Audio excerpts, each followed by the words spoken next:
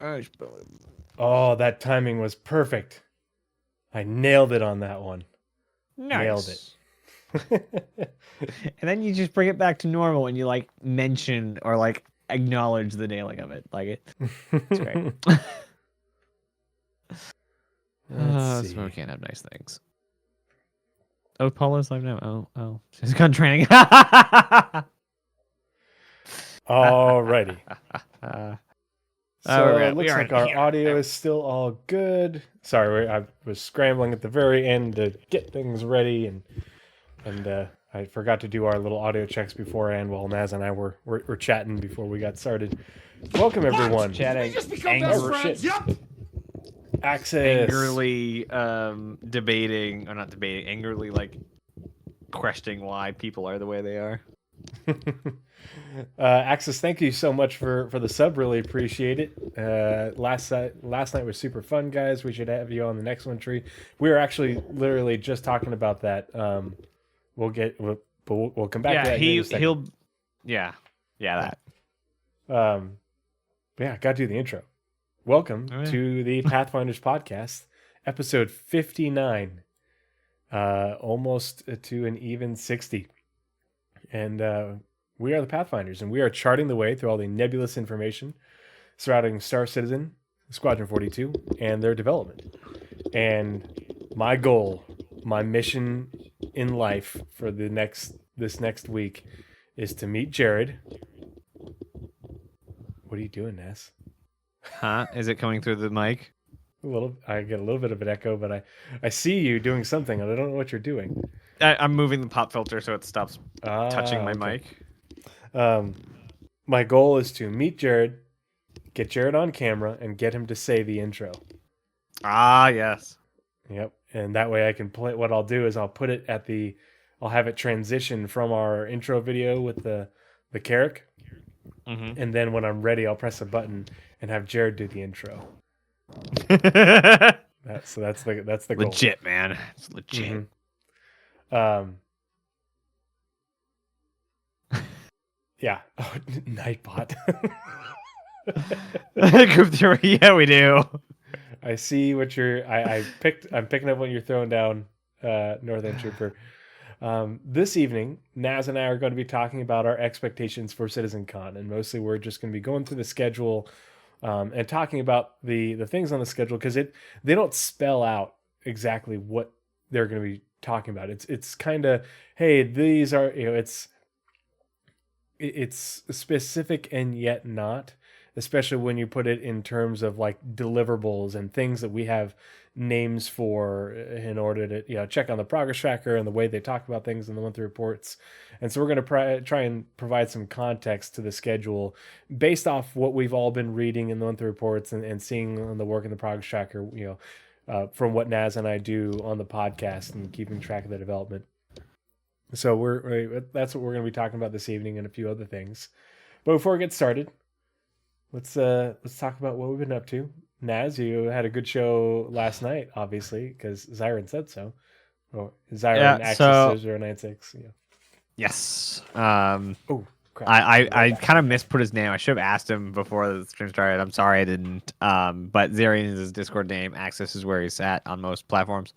So yeah, we did Content Creators Roundtable last night with Angry PC Tech, the Astropub Paul Shelley, and Access. It was really good. We had a really good discussion. Last special before CitizenCon. Technically, we're gonna have CitizenCon special as well, so it's gonna be like 4 specials in a row. But yeah, it was a good show. North End Trooper decided that he wanted to get my Nightbot working on YouTube, so he decided to poke it till it fought back. But yeah, it was a really good show. I really enjoyed it. It was the first time we went over 10 minutes over the 2-hour mark that I've now set for it. We have the 48-hour stream coming up Saturday at noon EST. Nice. Yeah, no, I get to catch, I think probably over half of it while I was doing What? Did we just become best friends? Yep. bath time and nighttime. Who was that? Cromtac just subscribed for 12 months. Thank you so much for the sub, Cromtac. Really appreciate it.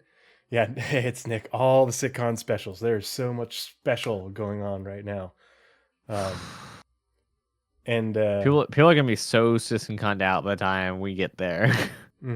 yeah, everybody's gonna be talking about it and hyping it up. And I mean, I am hyped. Just not because I'm expecting anything special, but because I like what's being described on the panels, and I think the panels are gonna be interesting. And I think there's a actually, you know what? Gonna come back to that thought. Getting ahead of myself. So literally the entire purpose of this show is to talk about it. Except Tree is amazing as a host and does stuff. So here I was coming to the show like, hey, we're just going to be two friends talking about Star Citizen. We'll sit down and go through the schedule. No, he has a full itinerary for this show. So we are going to be going in pretty in depth for like everything. He has PowerPoints. He's got references. No, jeez. We have a way we're going to go about talking about each point. Yeah. It is kind of structured, and I didn't get everything done that I wanted to just because I was up late last night doing it and it was a long day. No,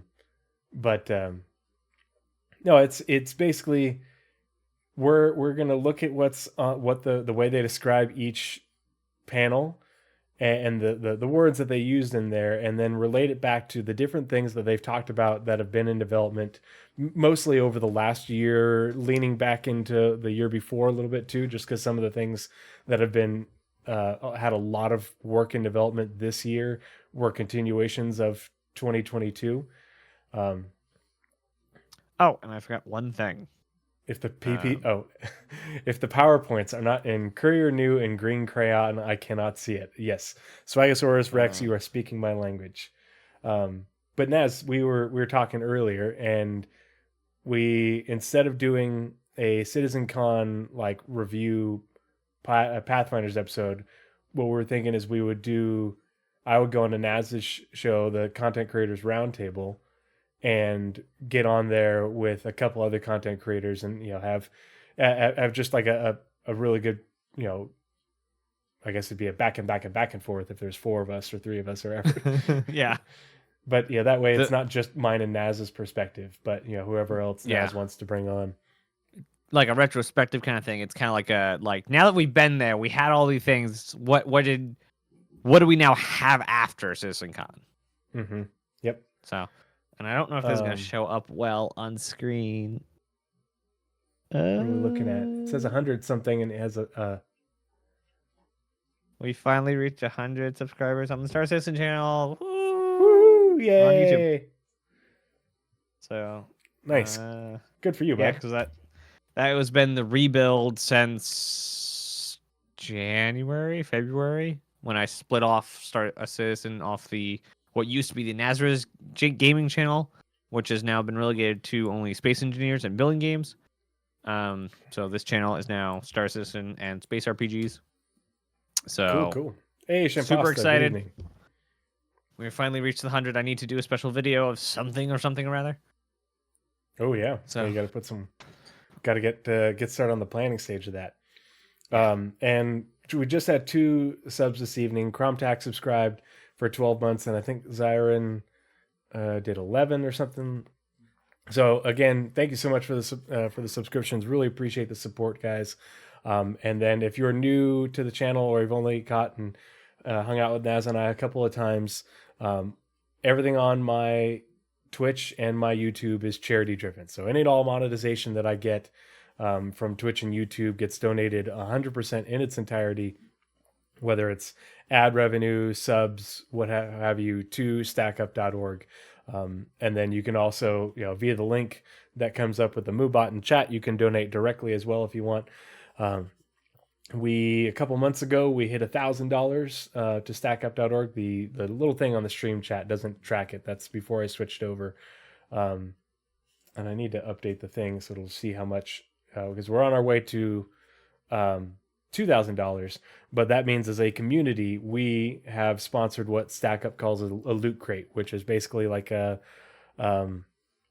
gift package to some lucky veteran or service member and their squad Usually it's like a video game, like a console system, some games, maybe even like a TV or something like that. Those sorts of things in order. Oh, go ahead. I don't remember if you were joking last time, but asking one of the reps if we can make sure there's a Star Citizen game package in there. Oh yeah. Thank you for reminding me. Yeah, because I need to. Yeah, write that down. That would be funny.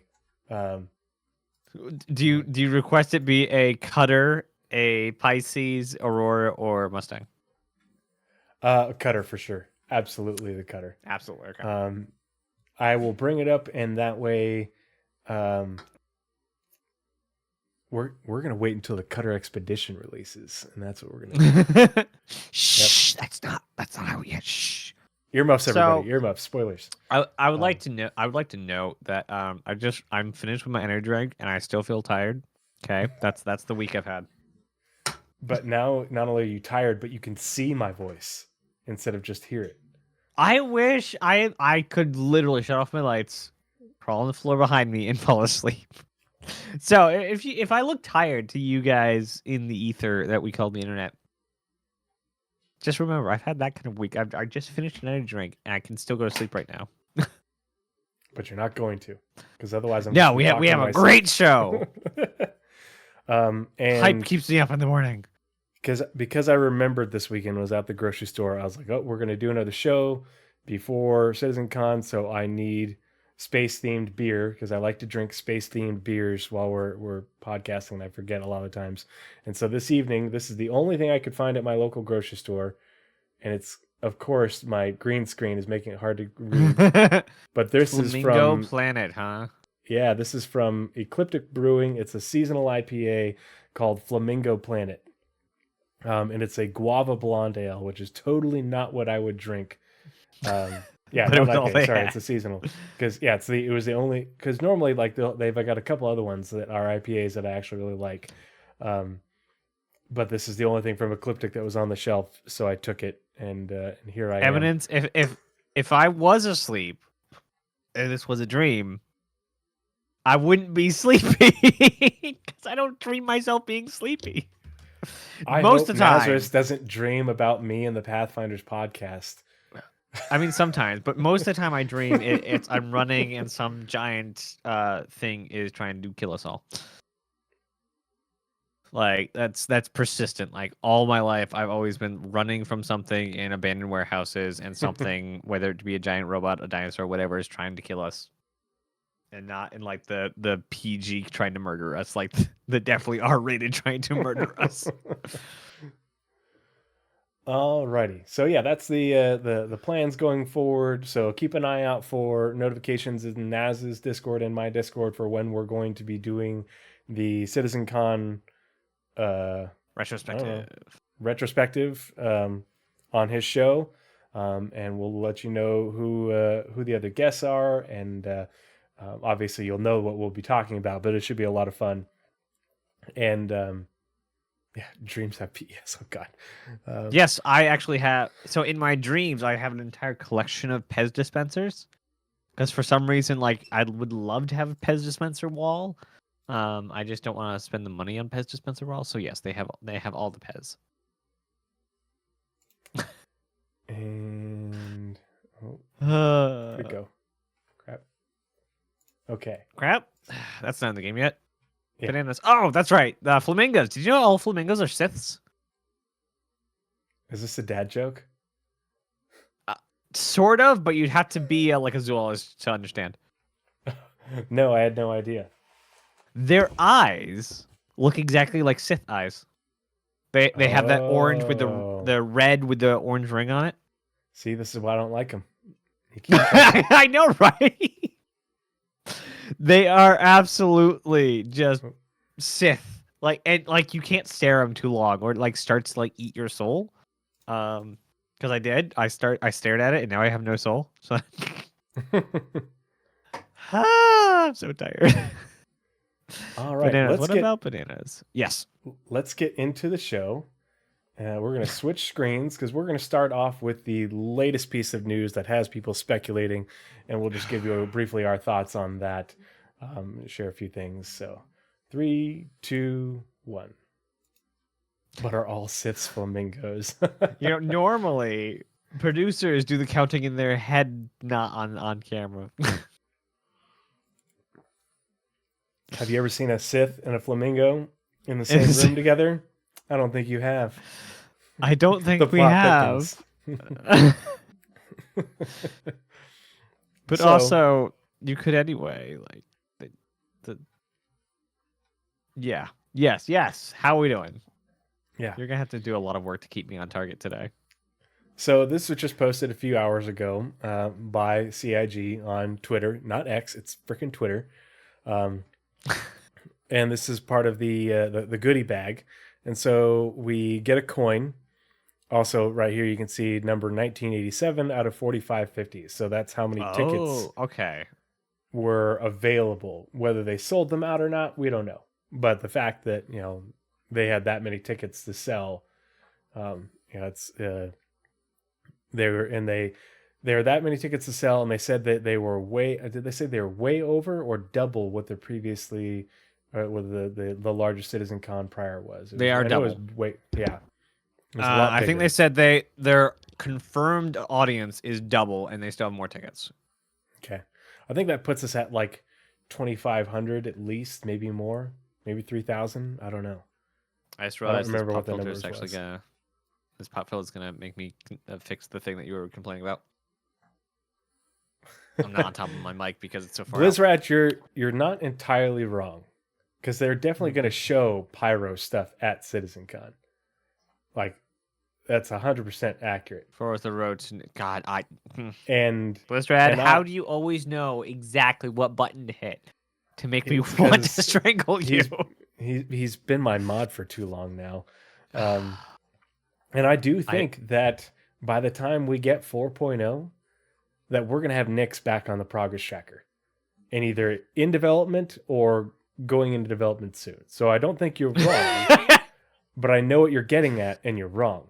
So, but anyway, Yes, but actually no. but actually no. So this has got people interesting because of the text down here, and a lot of I people don't know are if you can make speculating. that any bigger. It's kind of hard to see on the stream. Let's see. Try Roll. open right click and Open open, image a new tab. and new tab.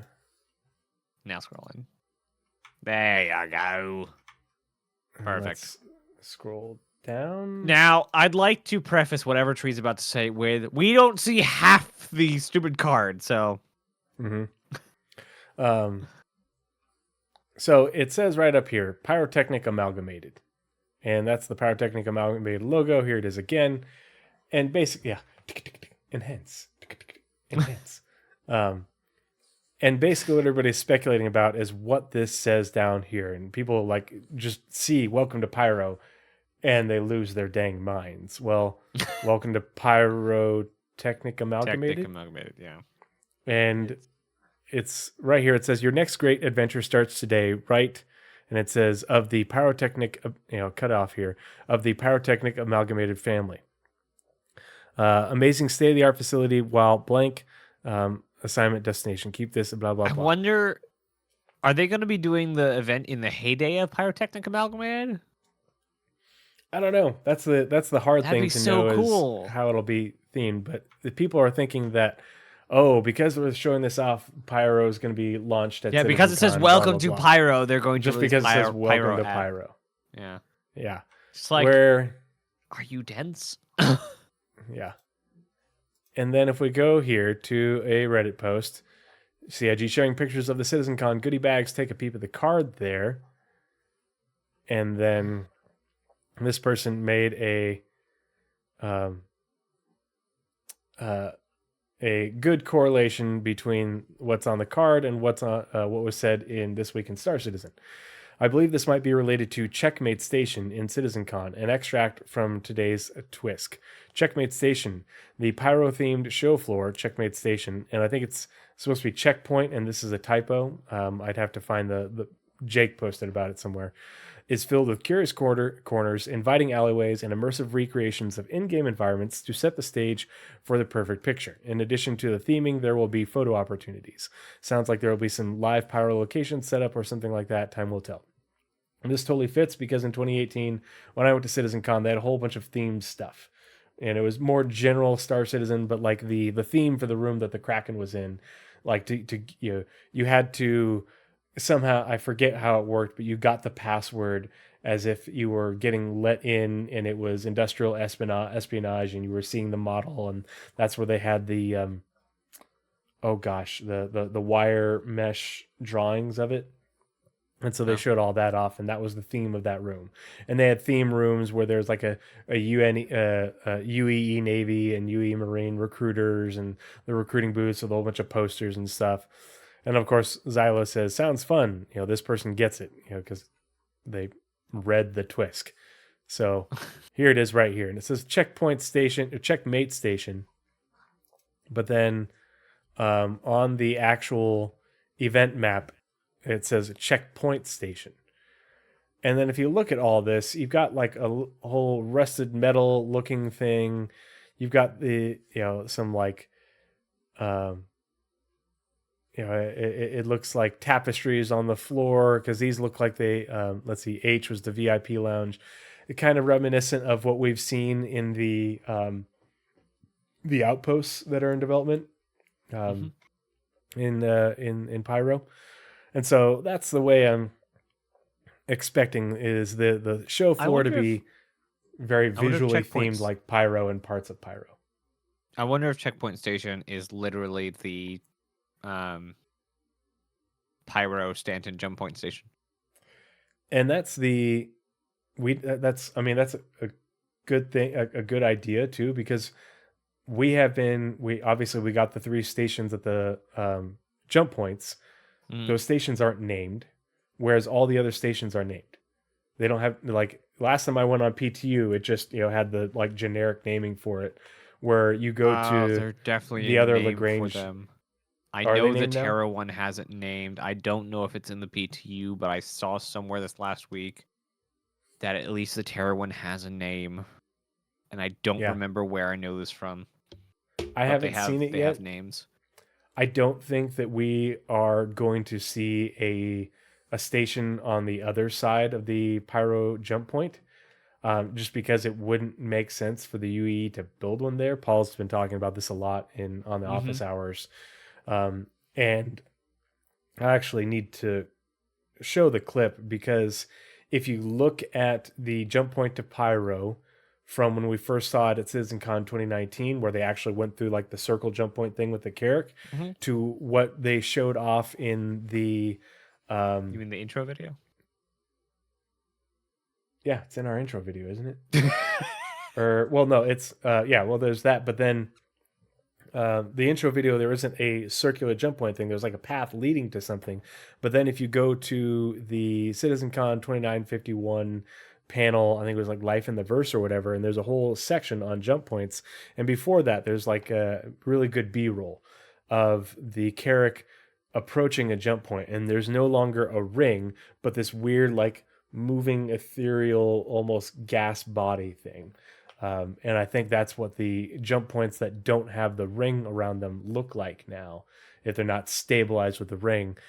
And I think that it makes sense that the UE would build infrastructure around like the main avenue for the Pyro jump point if they're doing the tributary type thing that they talked about, but only for, this is the safest route, so more people would come through here, and we will use this as like the checkpoint for people coming in to do all the custom stuff. Yeah, like a temporal anomaly. Good. Yeah, exactly. So we'll see. We'll see what it ends up being. But I think that this person, in relating what is said down here to the theme of Checkpoint Station and the big old exhibition hall, I think they're right on the money. I'm not expecting anything crazy, that they're hinting at from this. Naz, you're reading something. What are you reading? Huh? The exact thing you're looking at. Oh, okay. So yeah, that's the latest bit of news, latest bit of information. I do like the quality of this patch. I think it looks good. I can't wait to add it to my collection. I think the 3985 is just like meant to be like an employee number. I think this is meant to be like an employee badge. Like you're just getting hired at Pyrotechnic Amalgamated, and this is your welcome. This is your welcome aboard swag bag that you get as a new new employee everywhere. You know, sweet. You got a pen, and like a notepad, and your employee badge, and yeah. So say we all. Say we all. But yeah, that's all I'm getting out of that. So if we go to the updated pocket guide for CitizenCon 2953, you can go down here to the event schedule, and you can also look at the event map. So before we get into the schedule, I wanted to ask Naz, what do you think C is? A letter in the To be alphabet. announced. Nice. Oh, I may not have offspring, but I am so good at dad jokes. So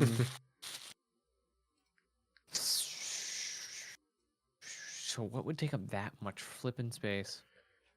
And that's the hard part is like what's the scale? But it looks like So it's if you big. look at the booths, and you look at last time they did it in person, I would imagine it's pretty 1-to-1 in the booth area. Mm-hmm. Which I mean, you have the means Dragonfly here too, but that's also true. That thing's not small. yeah, I feel like, and here's the Atmo Esports fighter flight thing. So that can't be all that small either. And this is the VIP lounge. So if you have a VIP ticket, this is where you hang out and get your drinks and snacks and stuff. So this has got to be pretty sizable too. Yeah. But we don't know what the actual scale of this is. Only that it's representing something that's got to be a lot bigger than all this other stuff. I wonder if it's a LAN? That's a lot of what I space was for a thinking. LAN, though. That's actually a lot of space for a LAN. It would Because, be a big like, LAN. Yeah, like even like the General Lounge, that's the size of a LAN. Like you have everyone sitting right next to each other in seats. The lounge is big enough for that. That's twice the size of that. I don't know. I've not thought of something that is that big yet. So Because it's a giant space. yeah, I mean, if it is, It's half the theater of space. Yeah, that's the thing is if it is even remotely scaled to how big this theater is for seating for several thousand people. Granted, everybody's going to be packed in, fairly tightly, but it's like think of it like a probably a couple times size movie theater. It's big. That's a big space, and it's to be announced. Yeah. Oh. What's the hidden panel? I think it's the okay. I'm gonna say it like this, and I'm gonna say it like this very specifically. I think pressure. my official prediction of what's behind that tarp thing, metal, whatever it is connected to whatever is that blank space on the schedule. So whatever one is, the other is. So the blank space right here. We're not talking about the Ghost 30. I'm just talking about the 3 hours of missing content. Okay. I mean, the Ghost 30 could be related to the 3 hours of missing something. Yes. Yeah. Yes. So I think that this is, navigating the universe is 4 to 5 p.m.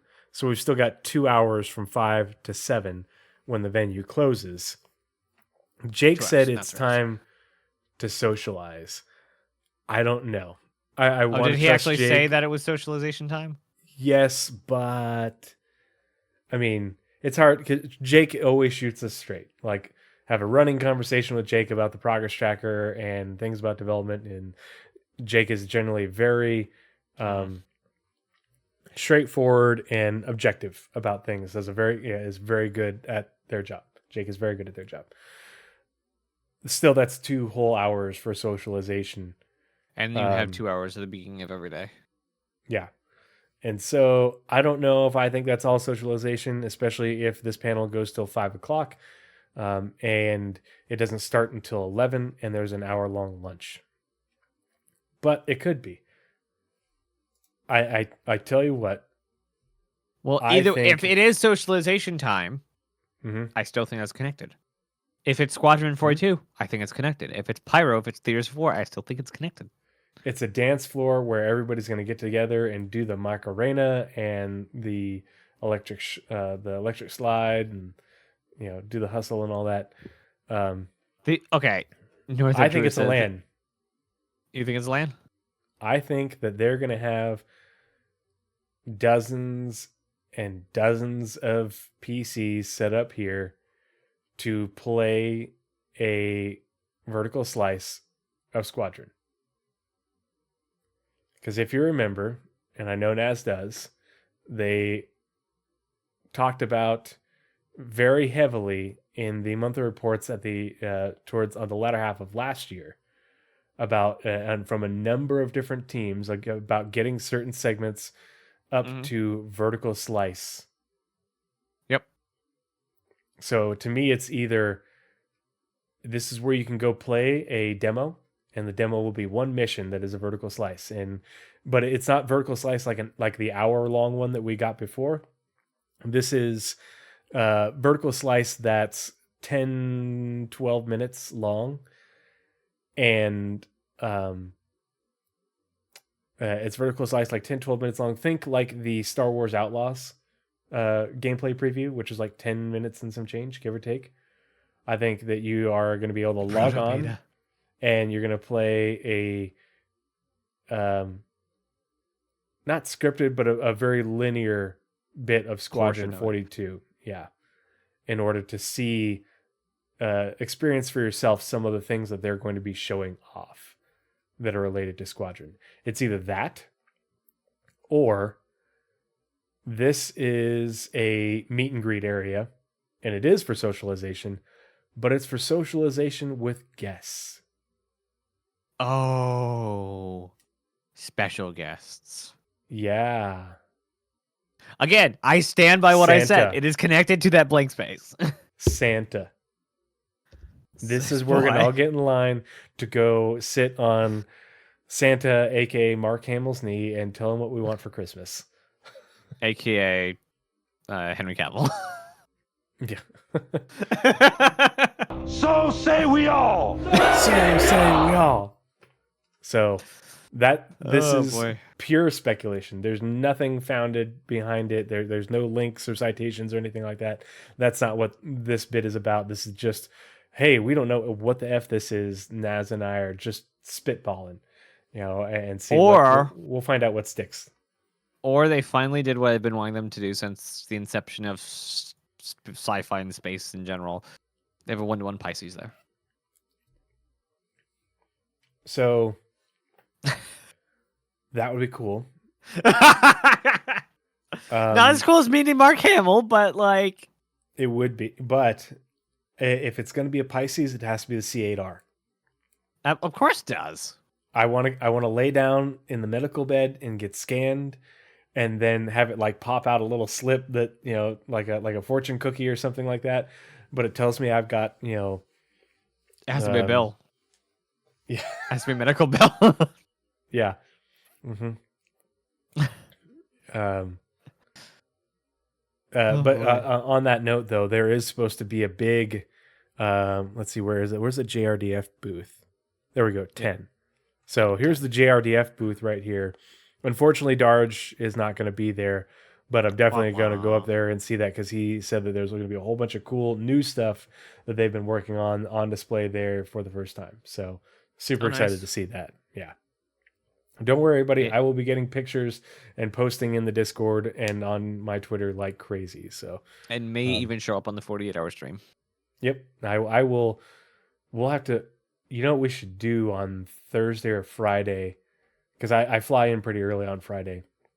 Is we should figure out how I call in via my phone, so you can like maybe we do a Discord call and you pipe the video into your stream or something like that. And that way I can be like your reporter at the hurricane or something like that. And you'll come to you live from Hurricane Maria. Yeah, that is exactly the plan. Stop blowing holes in my ship. I need to add. Yeah, I think I'll just add you and whoever else wants to help when they want to help into the channel I have for the 48-hour stream. So just join the call with me, Ender, and Red in it. And then just share your screen, share your camera from your phone. Cool. Yeah, that'll be fun. We can do a dry run on Friday. And if you have any CitizenCon buddies that you found, they can hold the camera while you talk. Mm-hmm.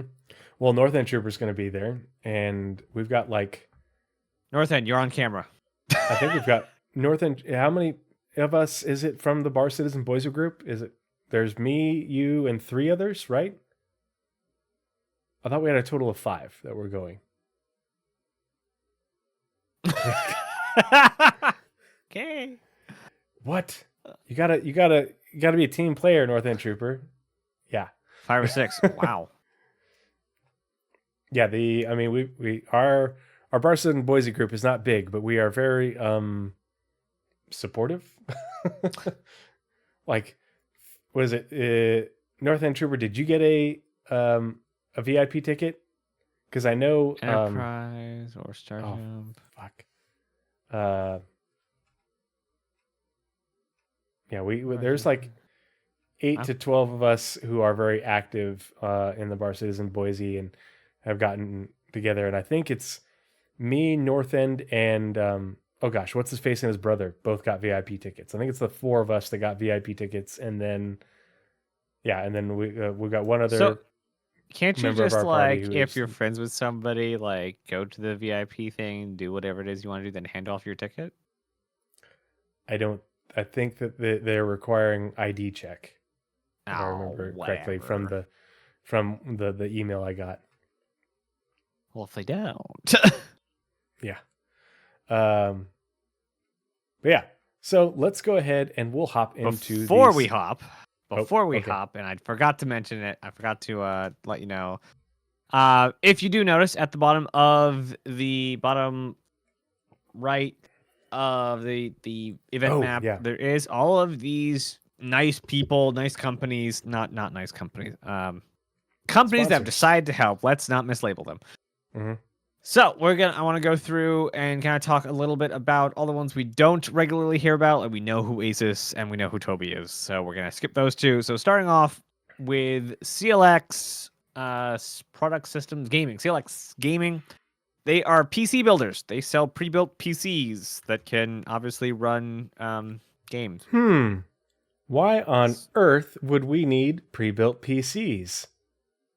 And their branding is super cool. It's all Egyptian. Here, will you? Do you have it? They have Set, link? Scarab, Horus, Ra. Yeah, it's just clxgaming.com. But they're all. Yeah. Whoops. So yeah, they build PCs. They do the PC build thing. So I imagine they have a builder somewhere on their site. I didn't do too much. I just kind of opened their main.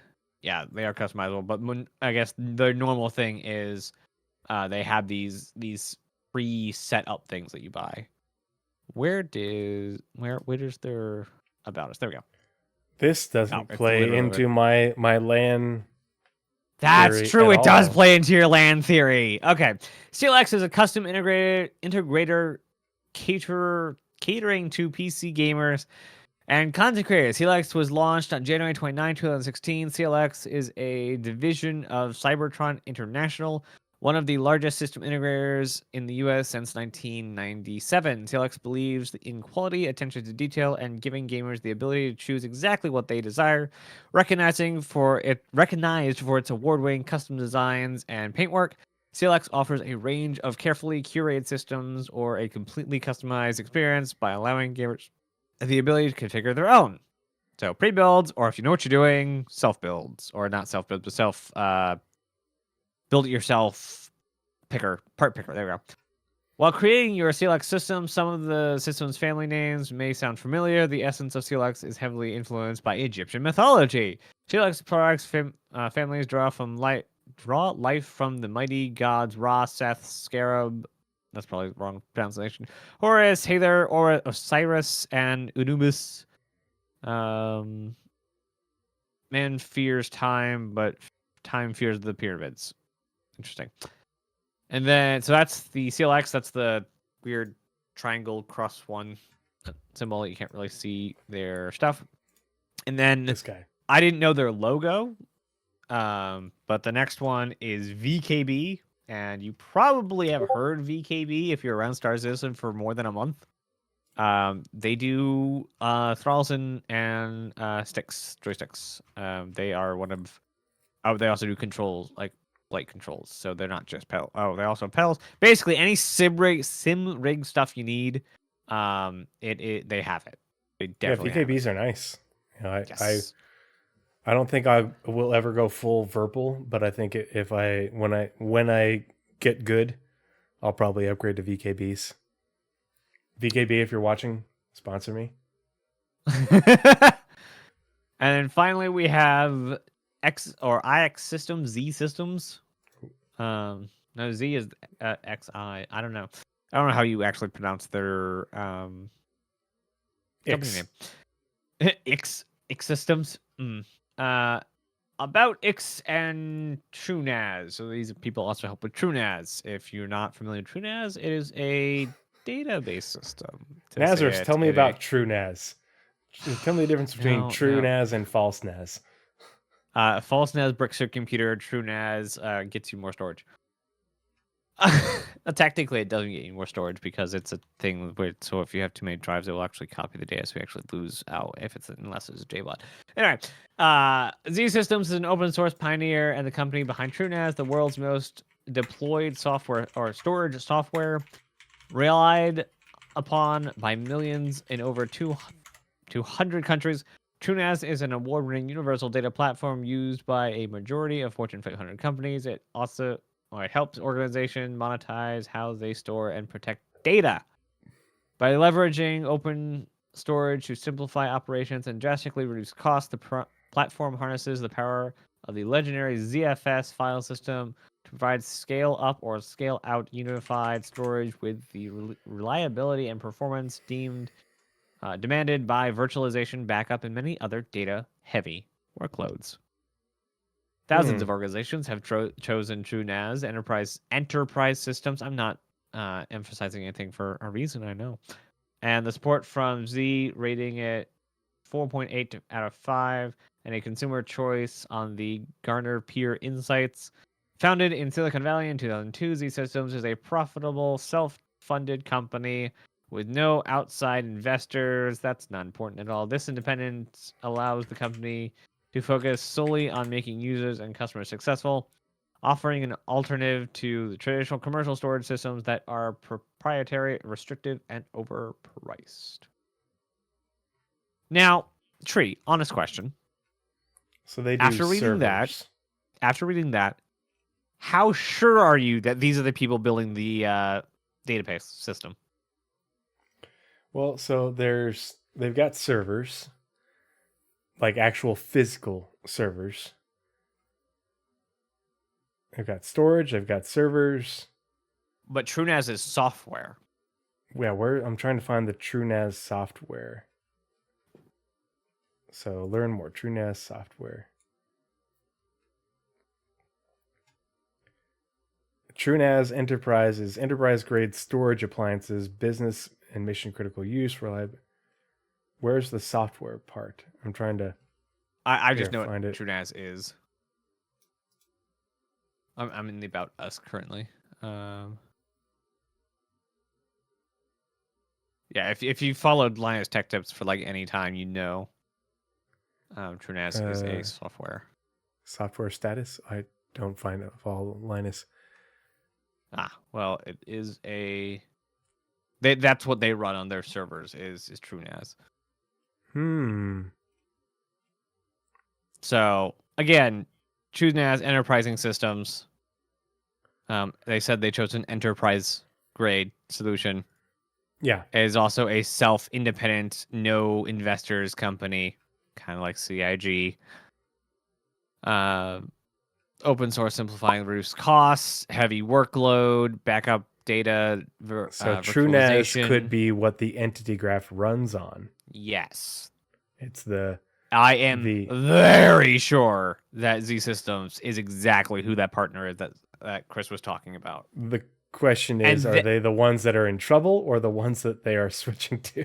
That is a question. I think either way, them being a sponsor of CitizenCon means big movements forward. Either way, if they were the guys who didn't, or that kind of not failed their first time, but didn't really hit it off the first time, and they're sponsoring CitizenCon, it means they're very sure they will make it work. Yeah, they have made a commitment to Yes. making it work by saying, hey, we will sponsor CitizenCon, help shoulder the costs because we want your business, and we have a solution that we're working on, or they have a solution that's already in the works. If it is the system they're moving to, it's basically hi, this is who we are.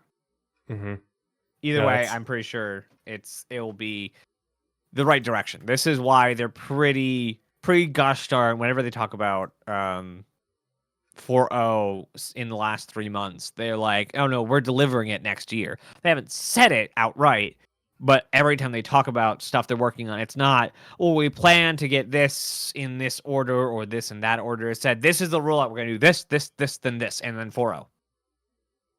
It's none of their speech in the last 2 months has been wishy-washy or unsure. There we go, unsure. They're very sure of the path forward. So Blizzard, they can store the entity graph and run it off of Amazon Web Services servers using their hardware, but using the TrueNAS database system to run the entity graph on Amazon Web Services hardware, actual physical and software servers. So at least that's the way I understand it. So this is something that people have been talked about it for years. Amazon, it does it natively, but I don't think Amazon Web Services would, the way that they have built it, I don't know if that would meet the needs for the throughput in terms of latency that they need. I could be wrong. It's definitely not my area of knowledge whatsoever. But I think the difference, in cloud computing and cloud storage, they've always talked about using Amazon. Maybe they left Amazon. Who knows? I don't know. Link from North End Trooper. You can definitely run it on. It's the exact page I went to. Yeah. Found it before you did. I guess you had the lag time. There you go. Virtualized TrueNAS with Amazon Web Services. Bingo. Yep. So yes, they can definitely run TrueNAS off of AWS. They could also, it will definitely add lag time, but they can also run TrueNAS the back end in Office, the far back end, not like because, and this is the reason they could do it, because it doesn't check in every second, because you don't need to be that 60-second ping, or not 60 second, the 60 millisecond ping, 30-second millisecond ping. This is a way back end server, the replication layer and stuff. They also have clients around the world, so either they're going to put this on every regional cluster, or it's going to be a central location. Whatever they decide to do is what's going to work. Yeah. The reason they're using AWS is just because of the amount of the physical server availability and the having it around the world versus in just a centralized location gives them the ability to scale with server meshing in a way that is cost effective versus hosting their own servers, which would be mind-blowingly expensive and something that people have called for years. And it's like, no, there's no way. We can't afford that. CIG can't afford that.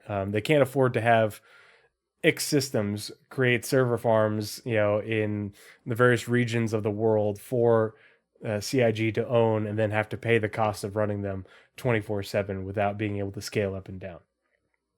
Yeah. So I don't know. It makes a whole lot of sense. I'm very hopeful that this is like Naz said, and Naz catching these is fucking brilliant, because I totally spaced and didn't even think about this shit. But it's also making me, with the CLX and Asus, And VKB and Toby, and like Toby, that's a gaming setup, right? Like that's what most people have. they, with all these, and even with X Systems and TrueNAS and all that, they could be running a local server or servers here to support the LAN in order to do whatever, whether it's a Squadron 42 demo, or maybe they're going to run a local version of, I mean, maybe they will show off Pyro. Maybe we will get to play Pyro. Yeah. Or maybe they have a scripted mission in Pyro for us to play. I don't know. And I think having all even these people, if they have Pyro, I think they will. If they have Pyro, it will definitely be like a timed, whatever it is. Even if it's a mission, like, hey, here's a mission, but it will be timed, so you do whatever. So people will definitely sit down, like, okay, here's the mission. It's an open world. Screw it. Yeah. So I think it will just be like, hey, you get to sit down for 45 minutes per station, and here's I think Pyro. they'll probably keep it less than that, just because there's going to be so many people and they've got a limited amount of time. Again, look how big the space is. Well, but that's it's a big space, but also that would be a fuck ton of money to bring in hundreds of computers. I think we're probably looking at dozens, but then we've got dozens of computers in order to cycle in thousands of people. So you think like a 30-minute demo? It probably 15 minutes from when you start playing. That's kind of the sweet spot, I think. For a short demo to just get a feel for things. But for Star Citizen, though? No, but for a squadron mission. Sorry. Oh, for a squadron mission, for sure. Yeah, okay. I can see a squadron mission. I still think 30 euro. We'll have to see. That's a very. I've never been to I do think it's a LAN event, so. But I don't know what we would be doing on it. I think squadron, just because it's to be announced. But everything's Pyro related, so. Yeah. But I think that you're like with that's way too much coincidence in this. What particular sponsors they have. Are you going to be playing on the server match? Am I going to go play? Or no? Is the LAN going to be on a mesh server? Is everyone going to be playing the same system? No. Okay. No, I don't think that they would demo it with us. I have an alternate theory, and I can't believe I didn't think of this a minute ago. Fighter Flight. They're providing the computers for Fighter Flight.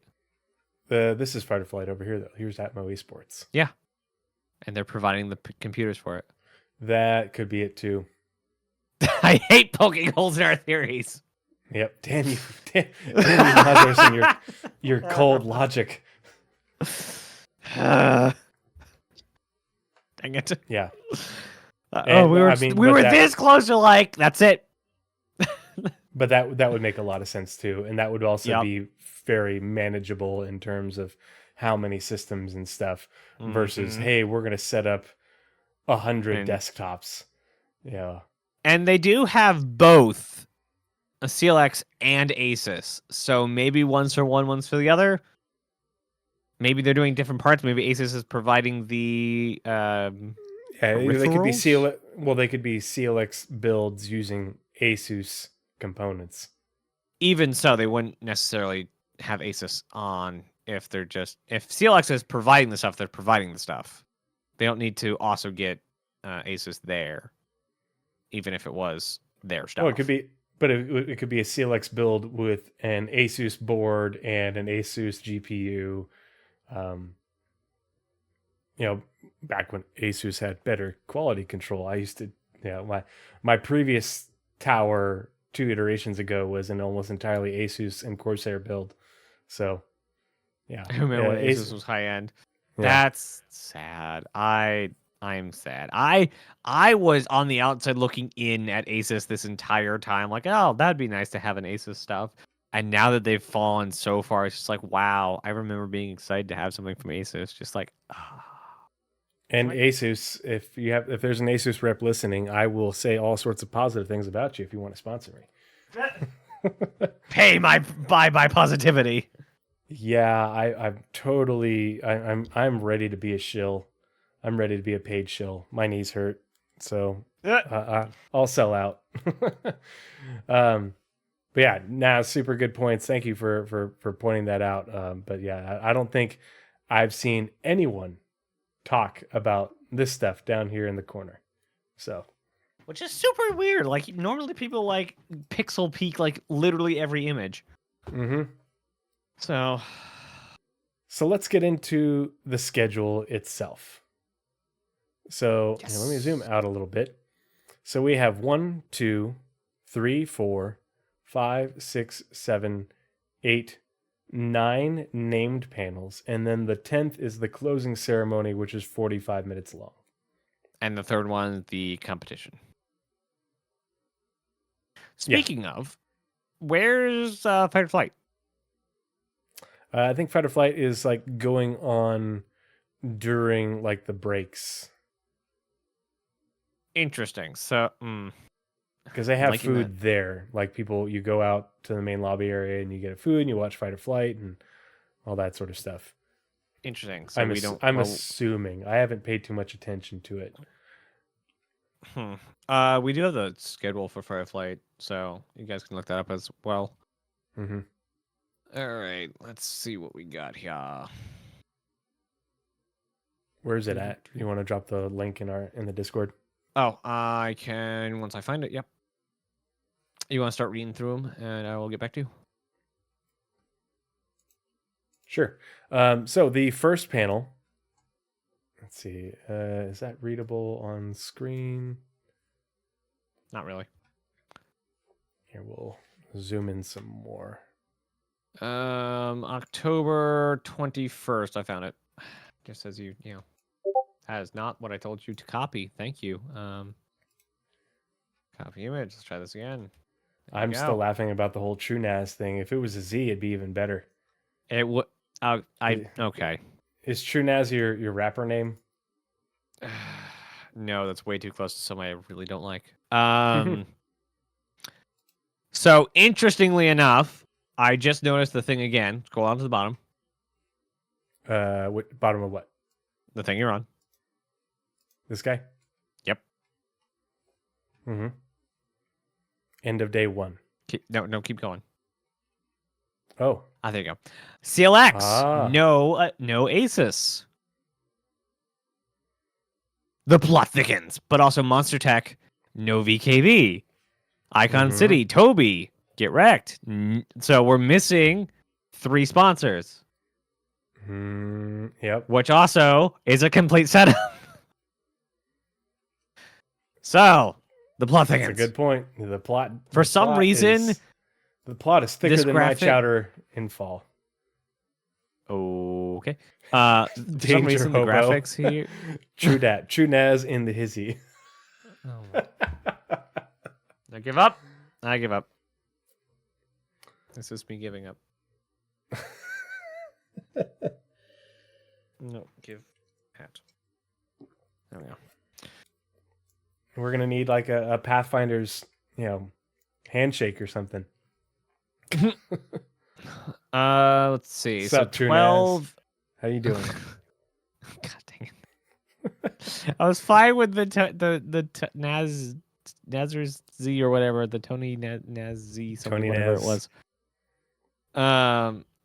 Yeah. Anyway, Naz Z or something. Anyway, 12 a.m. PT is when the live stream starts for the Fight or Flight. Yeah, so it starts at lunch. PTs. Oh, Pacific time. Yeah. Mhm. And they will. Yeah, they only start match 1 they start match 1 at the next panel. So they're going to be running all day one during panels. during the scroll down. afternoon panels. Yeah. So during Fix It and yeah, Fly It keep going up. cosplay Keep going up. competition. Because they start at 12. So halfway through Fix It and Fly, or Fix It and Fly It, Mm-hmm. they start and they end at Down like here. Whenever at it like ends. That's 6. yeah. And it's so we now know because of this schedule that this is definitely not part of that empty space because it's been running the entire time. And there's no like finals. End of day 1. Is there a day 2? Oh, there's a day 2. Nope. Okay. Is there? It says end of Yep, day 1. Yeah, end Where's of day 1. 2? I didn't link it. And then for day 2, they start up at 9:30 in the morning, and then 9:30 a.m. Yeah, 9:30 in the morning, and run till about 4:40. I do believe, just the 2 days. So grand finals is somewhere around 3:40 in the afternoon on Sunday.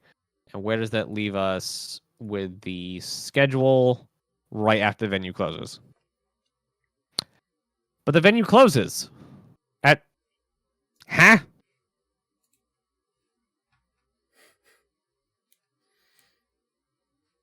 don't know. That literally starts up. Matches 8 to 10 start at 5:40. Literally, the venue closes. The LA Convention Center closes, according to CIG's list, which we know is full of lies by now. The venue closes at 5:30. Unless these boxes are... Well, it says starts at 3:40, match 14 through 15. So we don't know how long those matches are going to go. What? Yeah, right here, day 2, 3:40 Pacific time.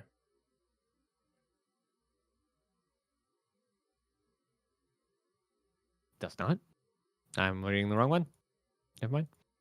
Never mind. Like, how do you see 3 there? There's a 5 there. You're right. You're right. Grand Finals 3:40. Okay, there we go. That's a better time. And 3:40 is just at the end of Living on the Edge. So I feel so bad for the people who are participating in Fight or Flight because they're going to miss the whole thing. They're going to miss a lot. Yeah. Yeah. I like it way better at like a BlizzCon where they have the JLS finals there because as far as I know, they don't run missions. They don't run competition while the event's going. They do all the grand finals before the convention, and then they have their grand final show up on stage, on main stage, and do it on main stage. That's what I thought was going to happen. I did not know that they'll be running Fight or Flight literally during the whole thing, so you cannot watch both. Yeah, I mean, I'm definitely going to go check it out like during lunch. Mm-hmm. But I'm not going to leave a panel because not one of the panels am I not interested in. You know, like the previous years, you know, it's like audio. I'll check that out later. You know, some of the other things, but every single one of the panels, I'm like, ooh, they did not all pay their own way to get on Fight or Flight. Ask Paul. Yeah. Paul got invited on to Fight or Flight, and they sponsored or helped fund his trip. Yeah, they bought his flight. They bought something. I think possibly his ticket. Flight. And I don't know if they bought his ticket to CitizenCon, or at least he's, I think, supposed to get refunded. Yeah, his, room and board is he still has to pay for. But... Yeah, and he just did a thing for that. So I don't know. I don't like the system personally. I'm glad I'm not in it. I can't speak for the people who are competing, nor the people running it, nor CIG. So that is up to them. I have literally no horse in this race. Yeah, I mean, they'll be able to catch the panels later, but at least like Yeah. now, if you do really well, you're going to miss a lot of CitizenCon. Yep. Multiple rounds. But I mean, if it's a but bracket system, it'll take a while for you. The prizes are pretty good. What are the prizes? I mean, hasn't it been like money and stuff in the past? I forget. I mean, they got sponsors. Yeah, they got sponsors. I don't know what their what Fireflight is for currently. Yeah, I guess we'll find out. Everyone gets to keep the Verpals.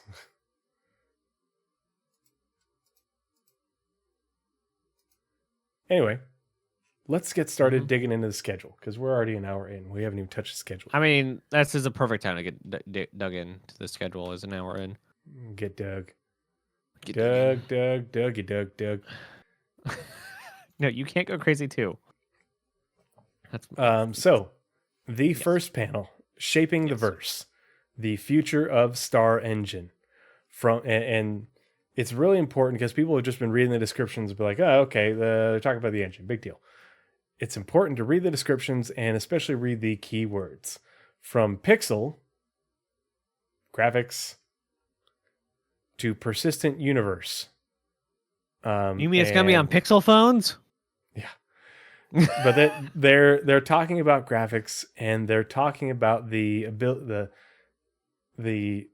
ability for the universe to persist, the technology that the universe runs on, and everything in between. Join us as we showcase the power and depth of Star Engine, enabling the seamless scale that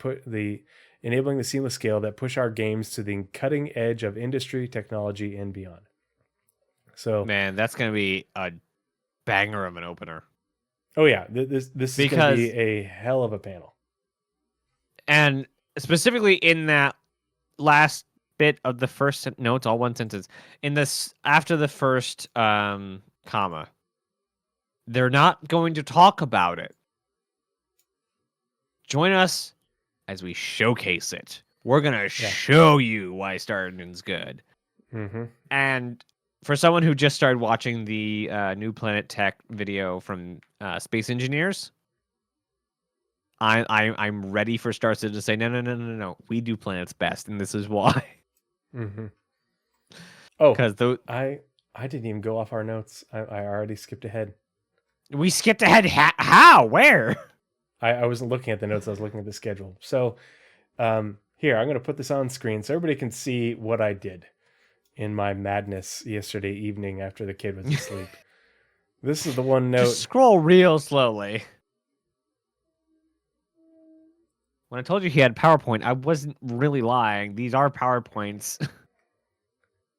This is all like links and citations relevant. And for some reason, he doesn't run it in dark mode.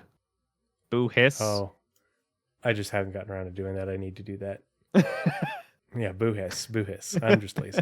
And I didn't even get finished. There was still more stuff that I wanted to find for 7, 8, and 9, but I just ran out of time. But so, at the back up here,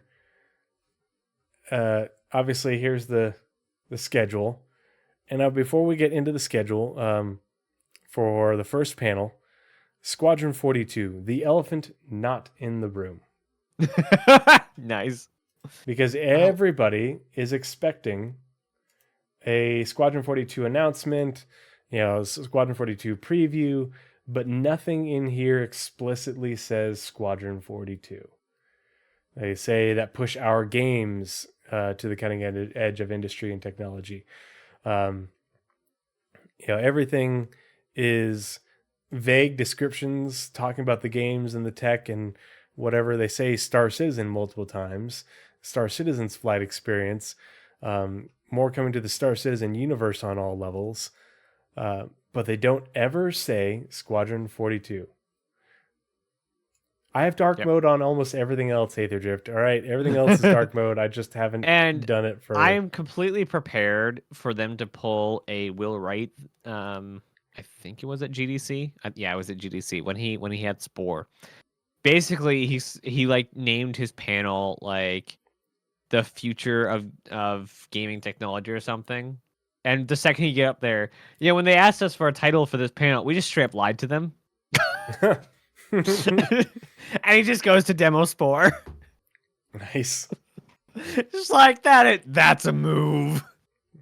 I'm already up here. You can't pull me down. People get mad. Exactly. Like, you gave us the time. Now we're gonna use it. Except from that panel is my only gripe. One of my only two gripes for Spore is that they debuted the demo with a water phase, and there's no water phase. So you were a fish for a little while. I hate that they pulled it out. I hate that they cut the water stage. That, and you can't make really detailed stuff, is all blobby. But anyway, Star Citizen. So the reason that, can I just drop this into? No, I won't do that. So the reason, the omission of the name, the words, whatever Squadron 42 is important is because if all you're doing is looking at the schedule, be like, where's Squadron 42? Why aren't they saying Squadron 42? Are they really not talking about Squadron 42 again? No. So if you've been paying attention, this was the Chris Roberts post. That was a response to Tarada's quality of life post that Nazeris and I talked about a couple podcasts ago. I always want to add an extra syllable to Tarada. Taradada. Taradada. Sounds like, so down here at the bottom, like the Belter thing. Yeah. There is a lot of great tech and features that we are bringing into Squadron 40 or into Star Citizen from Squadron 42 that will dramatically change the feel and polish of Star Citizen. For instance, a lot of your suggestions in game comfort and readability have already been addressed by the changes we made for Squadron. The plan has always been to bring this work into Star Citizen. Squadron 42 is just a good way for us to focus and really polish the feel and usability without the pressure of maintaining functionality as we iterated on it for the always live environment of the PU. The PU slows down game development. Having things have to be usable and functional in a live online environment slows down the development of game features by a lot. It's a huge addition to the workload for them to develop things in the PU and for the PU environment. We've now hit an inflection point in Squadron 42's development that allows us to start bringing this work into Star Citizen in the near future. I am very excited for CitizenCon as we will be sharing a lot of these features and more. A lot of these features and more. It will be great to be in front of a live crowd and spending time with the community in person. It's been 4 years since the last in-person CitizenCon. So everything that we read about in this schedule should be taken in the context of that, not only that statement, but right here. In the comlink transmission from The Hunt Is On, talking about the event with all the F8C and everything and the gold and platinum tickets, what have you. So, happy birthday, Star Citizen, blah, blah, blah, down here at the very bottom. Happy hunting out there, and remember to tune into CitizenCon in less than 2 weeks for updates on the status of Squadron 42 and, of course, Star Citizen. So, I don't know if you can have it much more obvious than that.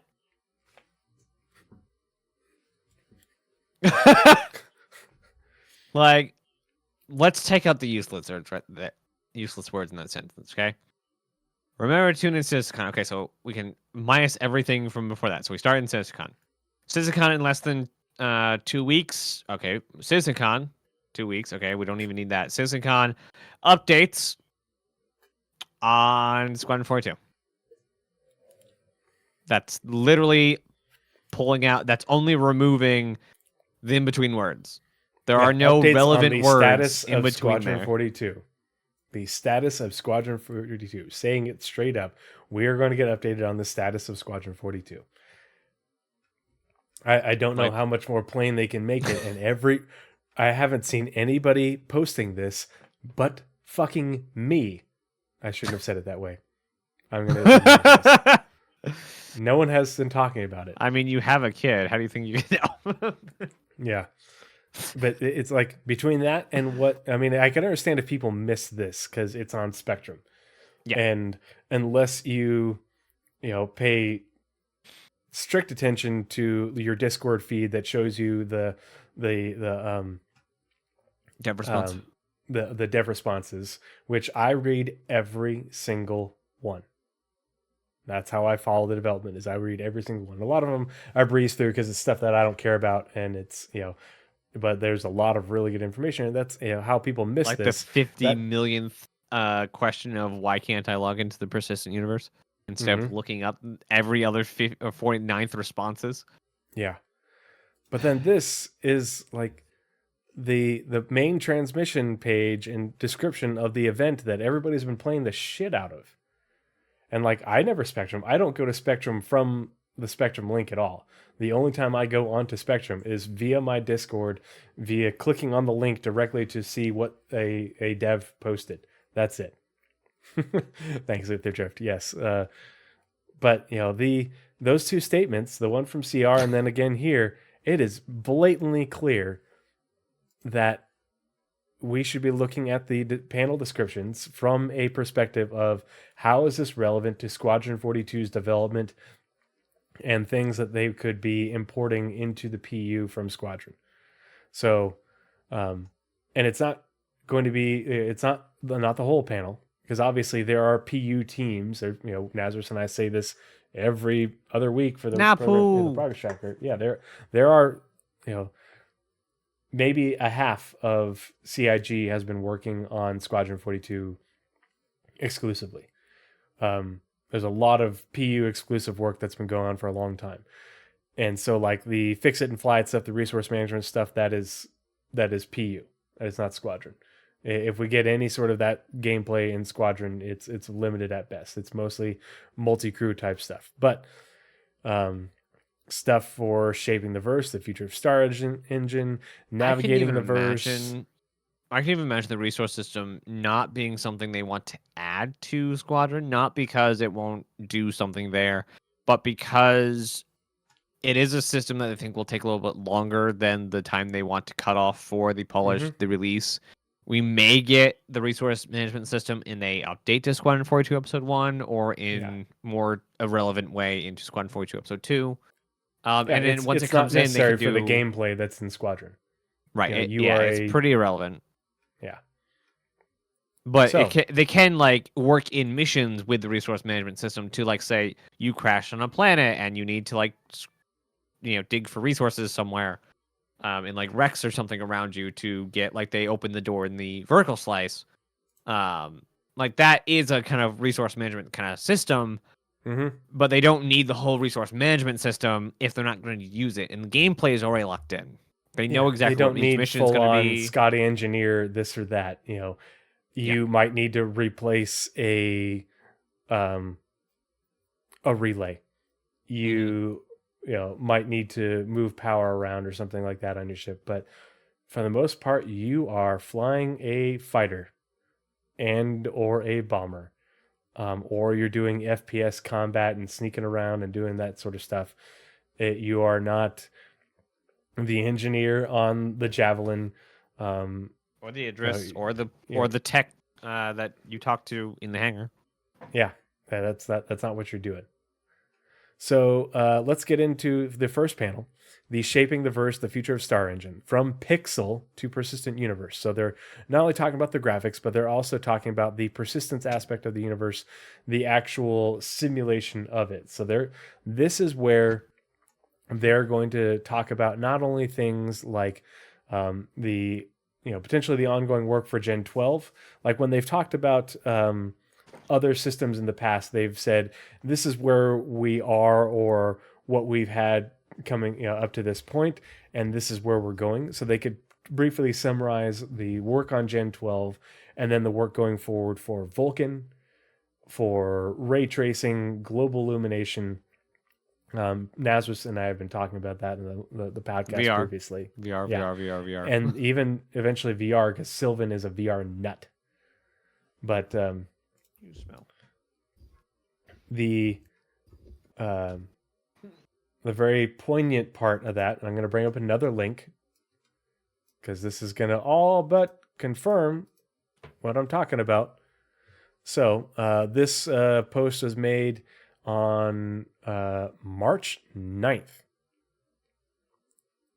And then the initial post was made on March 9th. And then Ben Perry, who works, I think, on the graphics team or the VFX team, I forget which team he's on, but Ben Perry replied on October 3rd. So the post, it says, after Vulkan, I would be interested that after implementing the Vulkan render path, what would be the next steps in graphics optimization? I remember somewhere you said you'd be looking into ray tracing. So my question is, if you would use it step by step only for some elements like fluids or reflections or some special lightnings, or would you go full in? Or do you also take into consideration to implement PBR with path tracing? Yeah, Northern Trooper, my index is ready. Ben Perry replies on October 3rd, so this is not even 2 weeks ago. We should have something to say about ray tracing in the near future. Really subtle, bro. I mean, that's like that's how it's like the default response. It's basically the hello, how are you in RPGs? Yeah. Hello, how are you? You know that thing you just asked about? Yes. The answer is yes. The answer is yes. A little sub-team of us have been working with a pre-release of the Vulkan renderer to build some prototypes. So the Vulkan renderer isn't released. It's not in the main dev branch yet, or at least at this point it wasn't. But they are using a pre-release version of the Vulkan renderer for Star Citizen to work on prototypes for ray tracing, and they're going to be talking about that in the near future, aka in a few days.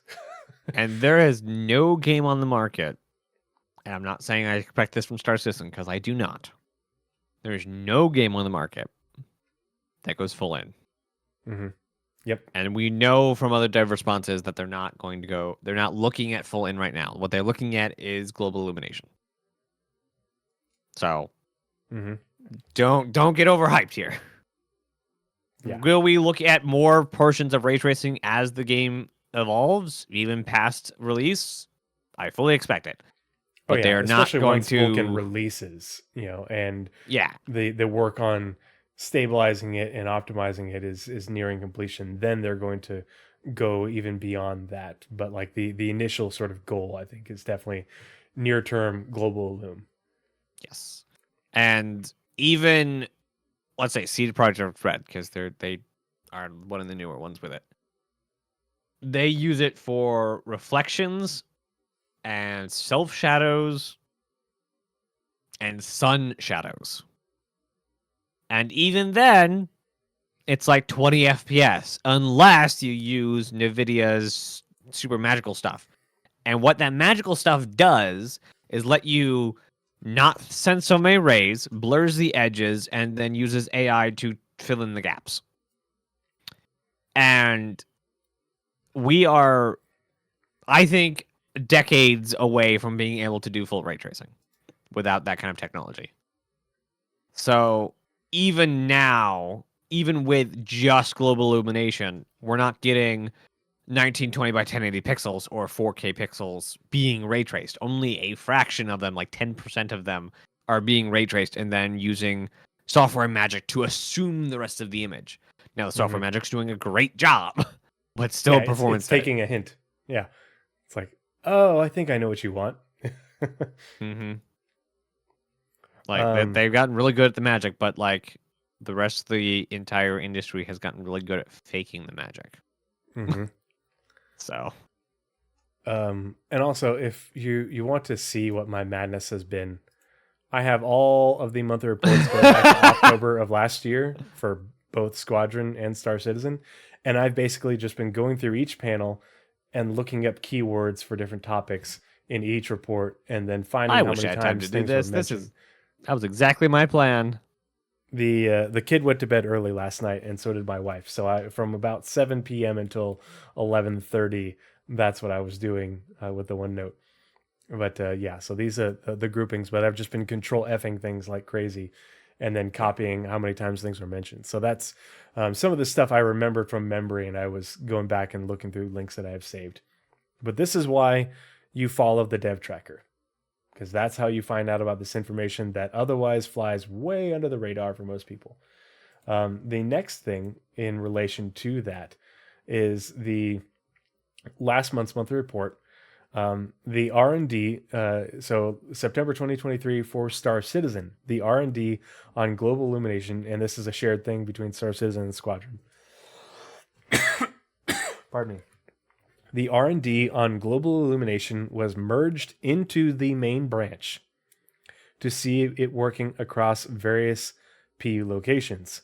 However, a lot of work remains, including major aspects like moving zones, characters, and optimization. But it is already in the main branch. Yes, there is a lot of work to do, but it's in the main branch of development. Like when things go in the main branch of development, it means that generally they're in the next several patches is when we're going to start seeing it get implemented. Yeah, That's how within the 12 main months. branch works. Yeah, with and within 12 months, if not even sooner. But this one's probably a little bit farther out just because they're talking about how they're just getting it in there more for testing within what we're currently working with in the PU. But still, it's really encouraging. And I'd like to note that the previous comment said that work on ray tracing was post Gen 12 or Vulcan. Mhm. So if they're testing global illumination, that means we're right on the doorstep of full Gen 12 in Vulcan. Yep, Vulcan soon. Vulcan definitely Vulcan soon TM. Mm-hmm. The next point I wanted to make was regarding server meshing and the preview channel that Naz and I talked about in the previous, was the last episode or the previous one? I think it was the last episode when we were talking about the replication layer separation. So here, let's close that. Oh, and the easiest way, if you're looking for shortcuts because you want to look at things in the monthly reports, and there's no way to just put in a keyword here under the comlink section and just search for a specific thing because it doesn't find it. It doesn't search the monthly reports the way you would hope it does.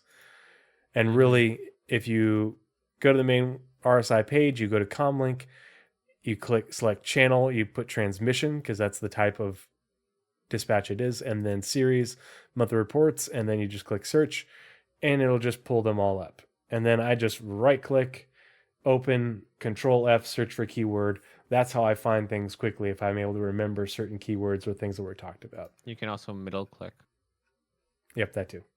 Mm-hmm. instead of right click. I don't like middle clicking with my scroll wheel. It's a Oh, see, I killed my scroll wheel, so my middle click is actually my thumb button. okay. So for server meshing in the preview channel, because they say in the description from Pixel, so Vulkan, global illumination, ray tracing, pixels, graphics. I also think that we'll see things like they'll show off the new lightning, and some of the other things that have been working. We'll probably get another update on. Yeah, we'll probably see some more fire. I do want to see an updated VFX on fire, because what we saw last time was the VFX guys just getting going on it. Yeah, and they've talked about it more in the monthly reports since then. Mm-hmm. So it should look even better. I just don't want the water effect applied to just the surface of all contours of objects. Yeah. So in the post by Benoit Beausejour about 321, the replication layer separation, all that, at the bottom, he says, we'll share more information about Alpha 321 in our upcoming roadmap update next week, which we already read. And you can look ahead to CitizenCon for more information about the preview channel and how it will play a vital role in bringing our shared universe to life. The persistent universe. And I know that I'm sure everyone in chat knows this. I'm sure Tree knows this. I just like to reiterate it. Benoit now works for CIG. Yeah, he's the chief technical officer. So I think that's kind of cool. Like he's now literally this is first party information.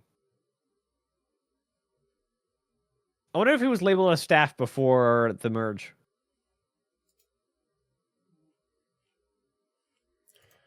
I don't know.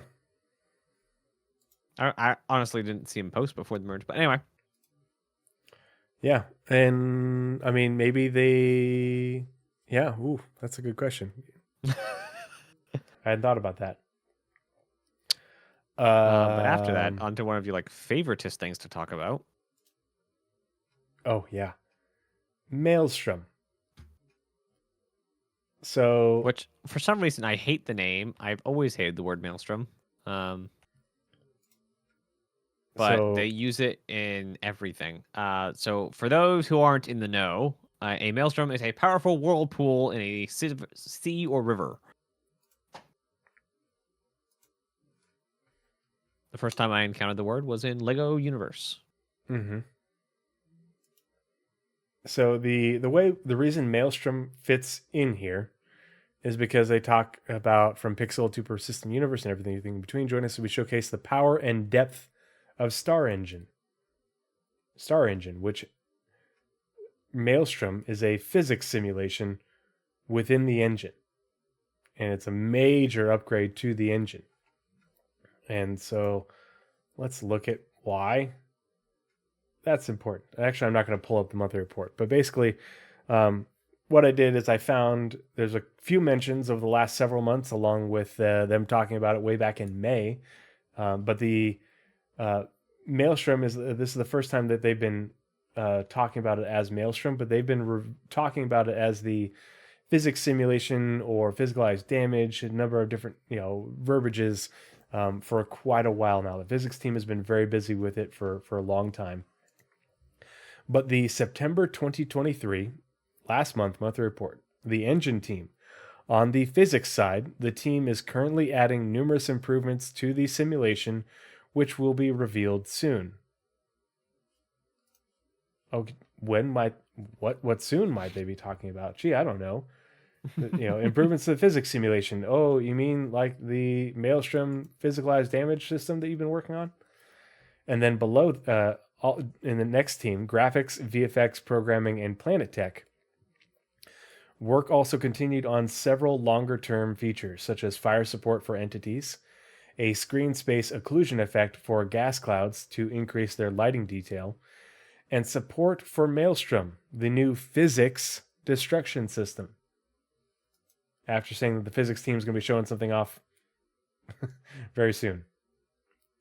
Oh, shit. We just got raided by the Astropub. Holy crap. Oh, yeah, I forgot he was playing Saw Star that Citizen. coming. Welcome in, everyone. Welcome, everybody, from the Astropub stream. Paul, I hope you had a great stream. Hope you've been having a lot of fun. Oh, you were PvPing. Paul, were you practicing for... you trying to get good for fight or flight? A little bit of last minute training. It's kind of like me when I know I have to go do a physical fitness test with the army, like at drill in like 3 days. Oh, gotta go run. Yeah, he was saying yesterday on the roundtable, like that's this entire week for him. He's taking off all the time he can. He's gonna be training for that. Well, thank you so much for the raid, Paul. I hope that the training went well and that the pubbers were not distracting you too much as they do. So that way you could make the best use of your time. I learned a lot. Did you learn a lot of lessons the hard way? Because that's what happens whenever I try to train at anything. Yeah. Well, awesome. Thanks so much for the raid. Really appreciate it, buddy. Looking forward to seeing you in person again. I learned by getting killed a lot. Yeah. Yeah. That's someone play So Say We All, because that's definitely the lesson. At least you're not having to do it in master modes. Yeah. But yeah, for everybody who just dropped in from the from Paul's stream, welcome. Thank you so much for joining us. Naz and I are going. I find it. Yeah. Naz and I are going through the schedule for CitizenCon and talking about our expectations for each panel with links and citations. As Paul likes to say, we are bringing the receipts, and we've already had a bunch of receipts and when he says receipts, it means citations and links. The we've been talking about ray tracing and global illumination and Vulkan. We've been talking about Maelstrom, the physicalized damage system. And we've also been talking about the separation of the replication layer and the new preview channel, testing channel that Benoit talked about.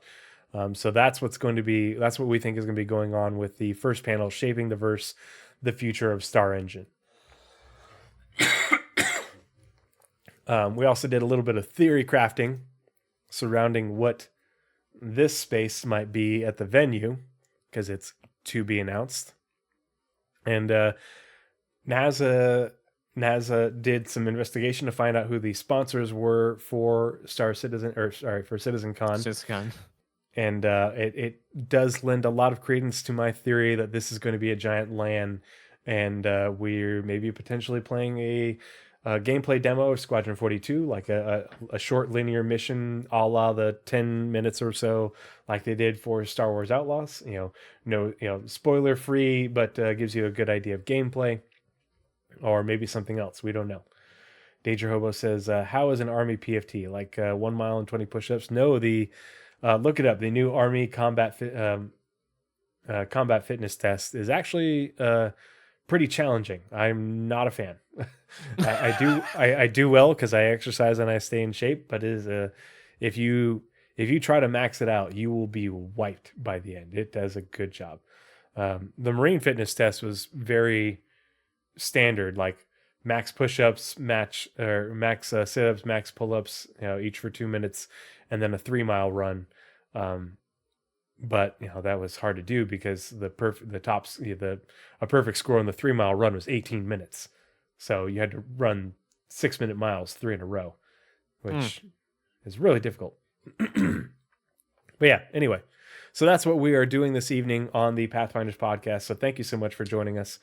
And if you are new to the channel, new to the podcast, just to let everybody know, you've probably seen Naz and I on the captain's table multiple times, but just a reminder that any and all monetization I receive via Twitch and YouTube gets donated entirely to stackup.org. So by hanging out and watching a few ads and chilling with us and looking at some of the citations that we've got to manage expectations and set hype appropriately, you're also helping charity. So really appreciate it. And if you like what we're doing, please consider giving me a follow and coming and joining us more often. We'd love to have you. Yeah, gonna have a great time in LA. I'll be there. Paul's gonna be there. We're gonna be hanging out. I will be there to, when Paul gets killed at fight or flight, I'll be there to console him with a beverage. But yeah, let's get back into the schedule. So the Vulkan ray tracing, global illumination, the server meshing and the server meshing in the preview channel, because I think that they're going to talk about the plan going forward for server meshing in a bit more detail along with the preview channel stuff. And then Maelstrom, physics-based damage system. Those were the big things that I was thinking about for this panel, the future of Star Engine. What about you, Naz? Did you have any other thoughts? I did till you just said something about it. And it's gone. Yep. It was basically not just the stuff we know about, but this is the point in the conversation where they're going to be talking about what their engine tech. And I think they just had mentioned something in the monthly report recently that, hey, we're working on something, but we're not going to tell you what it is. I think that was like the last month's R&D paragraph was, yeah, we're R&Ding something. Tell you about it real soon. I think that was literally what the last R&D was that September? It was September's monthly. Right here. I know exactly what you're talking about because I literally just read it before. So Yeah. R&D. The R&D team worked on a variety of important updates to the game engine that will be shown to the community soon. So whether that's what we talked about or something else entirely, I don't know. Well, as we know from ships, and I'm pretty sure they keep this as a pretty like communicative rule of thumb. If we know about it, they'll talk about it. And being this cagey about it, and also like we know because this game started its development in 2012. It is still on the cutting edge. It still blows even Cyberpunk out of the water as far as graphical fidelity and immersion. Like, they're still in the forefront. Or I should say, at the scale with the fidelity. Because obviously you can have stuff in the smaller games be way more fidelity. Or have way more fidelity. That's the English. So this is going to be... They're going to talk about everything you just mentioned, but they're also going to talk about improvements to the engine and things that we're going to get to make sure that Star Citizen, Star Engine, and all these other facets of their development and their company stay in that forefront area. Whether it be cracking open some new buzzwords that we're going to hear for the next 5 years, or going back on the stuff we already have and updating them massively. The one thing I'd like them to say is soft body ships, but that's a bit of hopium right now. I don't know what they're going to talk about because engine devs are just amazing people that want to make this game last forever in development. But whatever they come up with is just going to be just mind shattering. It's very telling that they have started including R&D in the monthly reports as of the last several months. Mm-hmm. Because that shows. And then we get to sit kind of like, we'll not tell you. Yeah, we're not going to tell you what we're working on. But the fact that, hey, they're not even in beta yet. They're already this forward thinking about making sure that our engine is able to be in it for the long haul and gets the upgrades and updates it needs to keep up with, and stay ahead of, other engines in the industry. That's huge. Yeah. It speaks a lot to where their priorities are. And it's worth repeating that there is a fallacy, mostly by players, that old engines are bad because they're not updated and they will pull a game down because they're an old engine. That is not true. Most engines are built on old engines. Any engine we currently have, unless you just built it for your game that's coming out now, was built years ago. And even the creation engine, Source 2 is a rebuild on the foundation of Source 1. Creation engine, whatever, I think they're up to like 5 or something, was built on the last 4 iterations. Star Engine is built on CryEngine 3, which was built on CryEngine 2, which was built on CryEngine. All these engines have been built on the foundation of the previous one. How the game and they break it is much more important than which base engine you're using, because every game will break the engine to make it bend to its will. And that's how you make your game however you want it. If you don't want your game to be graphically intensive, it's not the engine's fault. You just decided that. So it's definitely not... So if you look at the map, if you go to Wiki and look at the map for the CryEngines, there is now 3 different branches. There's the CryEngine branch. There was a branch off 2, and now there's going to be a branch off 3 with the Star Engine in there. So not Crysis 5. I think Crytek would probably do a CryEngine 4 for Crysis. For Crysis 4, I think that's what they're doing. I don't remember. I don't follow Crytek. He's saying that they took the CryEngine and have iterated on it so much that the DNA is kind of still there, but we're it's a completely new branch. Yeah, it's a massive evolution. If Crytek wanted to take the Star Engine that would be just absolutely freaking hilarious for Crytek to come back and license the Star Engine. They would still have to break it to make Crysis, because it's not built for Crysis. It's not built for that game and what they want to do with it. They probably want way more arcadey physics, and so they're going to have to strip out the physics engine and rebuild that to have these more arcadey gunplay physics. How dependent is Star Engine on Lumberyard? It's the same engine. So what happened Lumberyard was- is an evolution of CryEngine. Yeah. And then The way yeah. Sorry. A good way to visualize it is both of them bought CryEngine 3. And then Star Citizen built on top of their CryEngine, and then Lumberyard made some additions, and they're like, "Hey, we're gonna like pay you for all your additions," and basically bought a lot of the stuff that Star Citizen did to their engine, and they both kind of built on top of each other and meshed. Yeah, and then so now they can say they're on Lumberyard, but then Lumberyard changed their name and went open source, so Lumberyard doesn't even have any consideration anymore. They are built on now, and I wonder if they could even like put it on the tin that it is now Star Engine, because they're now working on an open source platform.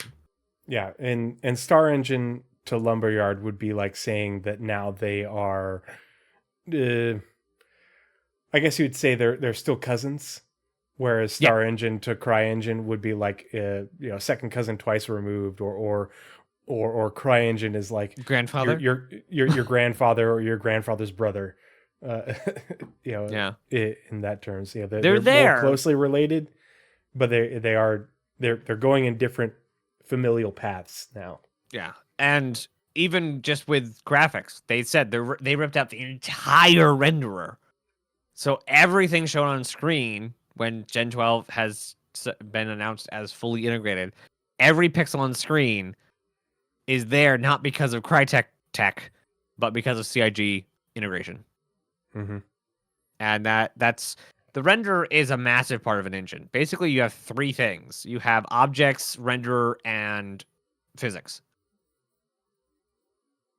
I mean, there is more to an engine, but those are like the big three that buying an engine gets you. VidBlitz, they're going to show us. They're going to talk about how Gen 12 has enabled what they're doing right now and going forward. Like Gen 12 is what we have. They're still optimizing it, but they're going to talk about how they are working on Vulkan and what that allows them to do with ray tracing and global illumination and other technologies. Yeah, we should do a Gen 12 update video with the basis being that video where they talked about the timeline, Spectrum Pulse, the roadmap. Yeah, that would be a great Spectrum Pulse for you to work on, because that is way over my head. For later. That's all that engine stuff that you read every month, and I'm like, every month. Gen what is 12. This gibberish? So is it SITREP or is it Pulse? I would say it's Spectrum Pulse for sure, because that's a big one, especially with the information we'll get from this. So this panel, the Shaping the Verse, the Future of Star Engine, is going to be a lot of technical verbiage. Mm-hmm. And some technical images, kind of like we got for the server meshing panel in 2951, but it's probably going to be broken. It's an hour and a half, and they'll probably break it up into multiple segments. Like here's 15-20 minutes for the Vulkan and ray tracing global illumination part, and here's 15-20 minutes for the part that's about the path forward to server meshing with the separation of the replication layer, and here's 15-20 minutes or so, give or take, about the new physics system, the Maelstrom system. And the last 4 words in there, 5-ish words, are really telling to who they're talking to. It's a shot across the bow. Industry. Yeah. This is not, and it's not even like, ooh, look at us. It's, hey, we might market this engine someday. Look what it does. Yeah, this isn't just for us. The pretty parts. Star Wars, Star Trek. Hey, we have a space engine we want you to know about. Yeah. VidBlitz, they definitely will have good visuals to look at. Yeah, for sure. Not only for demonstration purposes of like the server meshing stuff that's really complicated and difficult, but they're also going to because they were talking about prototypes and stuff. We're going to see prototypes of what they're doing, and comparisons of here's with just Gen 12, here's with Vulkan enabled and performance, that sort of stuff. It's going to be at the low end, visually stunning, but audibly confusing as shit. Yeah. I mean, at the low end of comprehension, they have, the layman. So they have to make sure the layman can at least appreciate the panel. Yeah. At the high end, not much higher. Basically, you have intermediary. You have the industry. Basically, this would be a a stockholders meeting where you want to tell your stockholders, the people who sign the bills in other companies, how good your engine is. Mm-hmm. And so those investors in other companies will say, hey, with this next project, since we're going for fidelity and cutting edge and all the buzzwords they're going to use, why don't we use the Star Engine, guys? Or we're now going to force the Star Engine on you because we pay your bills. So it's very possible, in my mind, this is a lot of tinfoil hat here, that Star Citizen uses the not independence, the reliance on shareholders and investors to help their engine get into other companies because they're going to market their engine as a cutting edge technology that does all this stuff. So if they can get the small with the big, like they're going to show off server meshing and all that, but if they can get like the squadron stuff down, if we can get like battlefield levels of gameplay in Arena Commander, this engine has a lot of applicability across a lot of games. Mm-hmm. Cool. That's the first panel done. That's the first panel. Well, the next one's pretty short because we've heard a lot about resource management engineering gameplay. And so, but they've done a lot of talking about it. And since they've done a lot of talking about it, they've also done a ungodly amount of work. And so I think this is going to be a very visual demonstration of what they've been working on. Because they were talking, we got a good demo of resource management, a lot of the gravity and the life support stuff last year. And since then, let's see. It's been in almost every single monthly report. It's been mentioned by multiple teams since October 22. It's been mentioned, but in the June monthly report, they said the resource network also progressed well with the team pleased with its current state. They then moved on to supporting resource network relevant features, including engineering and life support. So the system, the infrastructure that it works on is in a very good state, and they're working on some of the features, engineering and life support, in order to bring those into close. But it's also, that was in June. It's been mentioned in each of the last 3 months since then, but they've been very vague about it.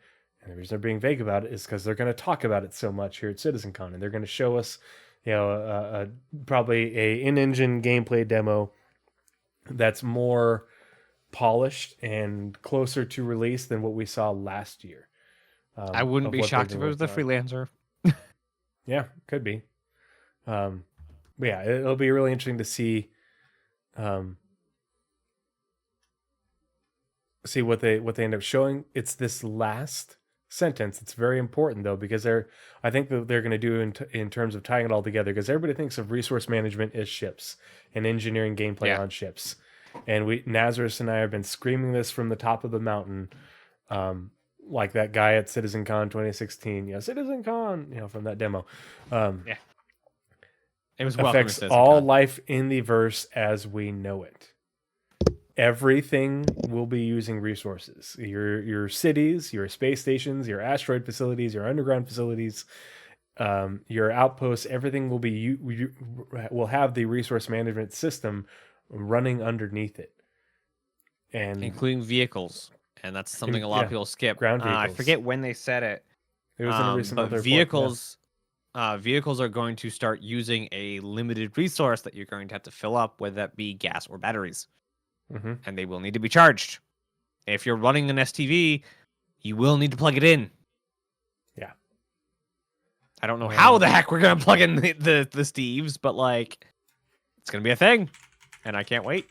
Because I just, that idea, just even if it's onto your ship, you roll it onto your ship and then plug it in. Great. For reference, got here. Yes. Here is the shiny tracker. We're going to preface this with we haven't gotten a proper update in 6 months. Yeah, but there's still a lot of downstream teams and stuff. So the progress tracker is way overdue for an update. And the progress tracker is what feeds the shiny tracker. So, but in looking at the past year since CitizenCon back here, and even prior to that, there has been a ton of work on resource management. So, and you can really tell in January, February, right at the end, where they're like, okay, this is going to be a feature, and this is where it's going to get done. yeah, they've been ramping up work on it. So, keep that in mind. So, but resource management, that panel is pretty straightforward in what we can expect because they've been telling us what it is. But I think because there's been so much development, it's going to be a much more visual and gameplay focused versus talking panel presentation. Because everything is with the way that it's been described for the CitizenCon in multiple different posts is things coming to Star Citizen in the near future. A lot of that. The I talking think ship. most. Oh, sorry. I think most of what we're going to be seeing at CitizenCon is within 2024. Oh yeah, Like, and as we talk through these, I'm going to probably say it about and 3, even 4 over the more next times. couple of patches. Yeah, Yeah, because we're all in this for 4.0 and wait, because it's that last gate. It is the last foundational tech. It is the last major branch. We will be on 4.0 or 4.x at least until beta, if not later. So we could either they're going to say 5.0 is beta, or we're going to go straight from 4.0 or 4.x to 1.0. Yeah. And they normally do big leaps forward, not polishing for major branches, which means according to their past performance, we're going to be on 4.x until 1.0. Yep. The other thing to think about is with the preview channel, the testing channel that they talked about for the things that they'll be integrating leading up to server meshing, because those services and technologies that are prerequisites for server meshing, they can be integrated piecemeal versus with PES. The minimum viable product for PES was 8 out of the 12 new services that were created. Whereas server meshing, they can integrate the new services piece by piece instead of the Big Bang approach, which is the verbiage that Benoit used. Yeah. And I talked about this in my video that I just released. Go watch it. Yep. Good video. But in the meantime, while they're doing these things for in the preview channel for the replication layer separation, for crash recovery, maybe one of them will be the matchmaking service. We don't know what the rest are. We'll get an update on that, I'm sure. You mean at meshing? CitizenCon. The Yeah. dating app? But yeah, that was funny. I remember that. But in the meantime, while they are implementing these technologies into new builds after testing them in the preview channel, they're going to be adding in these things from Squadron that we're going to talk about in some of these other panels that have been in the main branch and have been tested and developed and are ready to be getting moved into Star Citizen. And these are a lot of things that are big quality of life items that are really going to change the look and feel. That's basically almost a quote from CR, and I know we don't like quoting from CR because but it's CR is only just summarizing what the monthly reports have been telling us all year long. So with that, let's move into talking ship, because this is another pretty straightforward panel that's more speculation than anything. Okay, and I just want to give you a quick I don't want to hear about anything that's not on the progress tracker. So even if we know about it, even if I've talked about it, I don't want to hear about any spoilers. Okay. I have removed Reddit from my phone screen. Like, it's still in the apps page, but I never go there. I don't want to know about spoilers. I am trying so dang hard to not hear about spoilers for the CitizenCon, because really, it does add to the experience for me. So no spoilers. So any ships that are not officially announced, please don't talk about them. Yep. So we won't talk about any of these spoilers. If you want to read about the spoilers, you can check out the leaks channel and the leaks discussion channel in my Discord. where people have been talking about them and sharing images and what we think might be one of the either a new concept or new straight to flyable. That being said, they talk about presenting this year's newly released vehicles with a focus on how lore of the past is shaping vehicles of the future. So that's a hint, but they're talking about newly released vehicles. So they're going to show off things that are in the 321 patch. So basically, I guarantee you they're going to be talking about the Spirit, which is announced. Yep. And but they'll probably be talking about some of the work that went into the whole sea. I wouldn't be surprised about that because there's a lot of technical work that went into making that happen that has knock-on effects for other ships down the line. Like the whole sea helped with one of the roadblocks for server meshing in general. No, but... modularity. Yeah. I wouldn't be surprised if they mentioned that. But they are not announced, but I'm going to pull this onto the main screen so you can see via Shiny Tracker. These More are Polaris the Apollo info. Yeah. Yeah, I would hope that we get a Polaris update just to show us how it's progressing through the white box and hopefully into gray box. Yeah, I imagine it will mirror exactly what we saw. Yeah. Not a problem at all. What we saw with the BMM last year, or the year that they showed off the progress of the BMM at CitizenCon. But you can see that there's been a good amount of work done on unannounced vehicles. These two are concepts. These are ones that are in production. This one, just a little bit of work. But this one, whatever this is, Montreal vehicle content, EU vehicle content right here. And again, Montreal vehicle content. So this one and this one, I would be willing to bet are the two variants of an existing ship. If you want to know what that probably is, check out my leaks, the leaks channels in my Discords. I think that they're going to get released for CitizenCon, but they might be holding on them for IAE. We don't know. Yeah. This one is most likely the one that we won't talk about. I'd be willing to bet. But then we have a concept here, so there might be a new concept. So it'll be interesting to see what. Yeah, I traditionally there's usually a new concept and a new straight to flyable. So I think a lot of people will be upset if the miner doesn't get talked about. Yeah, on top of the announced ships, and then there's always the. And you bring up a good point with the miner, which was we voted on the miner, and there's going to be a large RSI miner.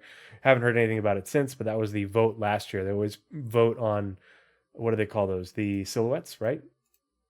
No, we didn't even do that. It was pick a manufacturer for the next mining ship. No pictures. Yep. Was that a mining? Oh yeah, for a mining ship specifically. Now I remember. Yep. It was a mining ship to fit in the lineup right above the mole. And I don't know where they talked about it, but they did talk about what the plan was, and the plan was to fit a couple of ROCs in them. So that is our scale for the RSI. I forgot about that. Yeah. Yeah. So maybe we'll hear about that. I mean, maybe they concept. We need a surprise liberator. Yes, please. I would be here for a surprise liberator. I would love a surprise liberator, but I know it's not going to happen because the liberator is announced. Yep. And if it is announced and is on the so it's just going to give us we're just going to get the Liberator XL, the Liberator DS. No, but I think that might be something. I mean, we might see maybe the vehicle concept art team did the concept art for that RSI miner. Maybe that's a large concept ship, and we're getting a straight to flyable that's new, as well as the spirits, and maybe the other unannounced thing that is the variants that we've heard about is for IAE. We don't know.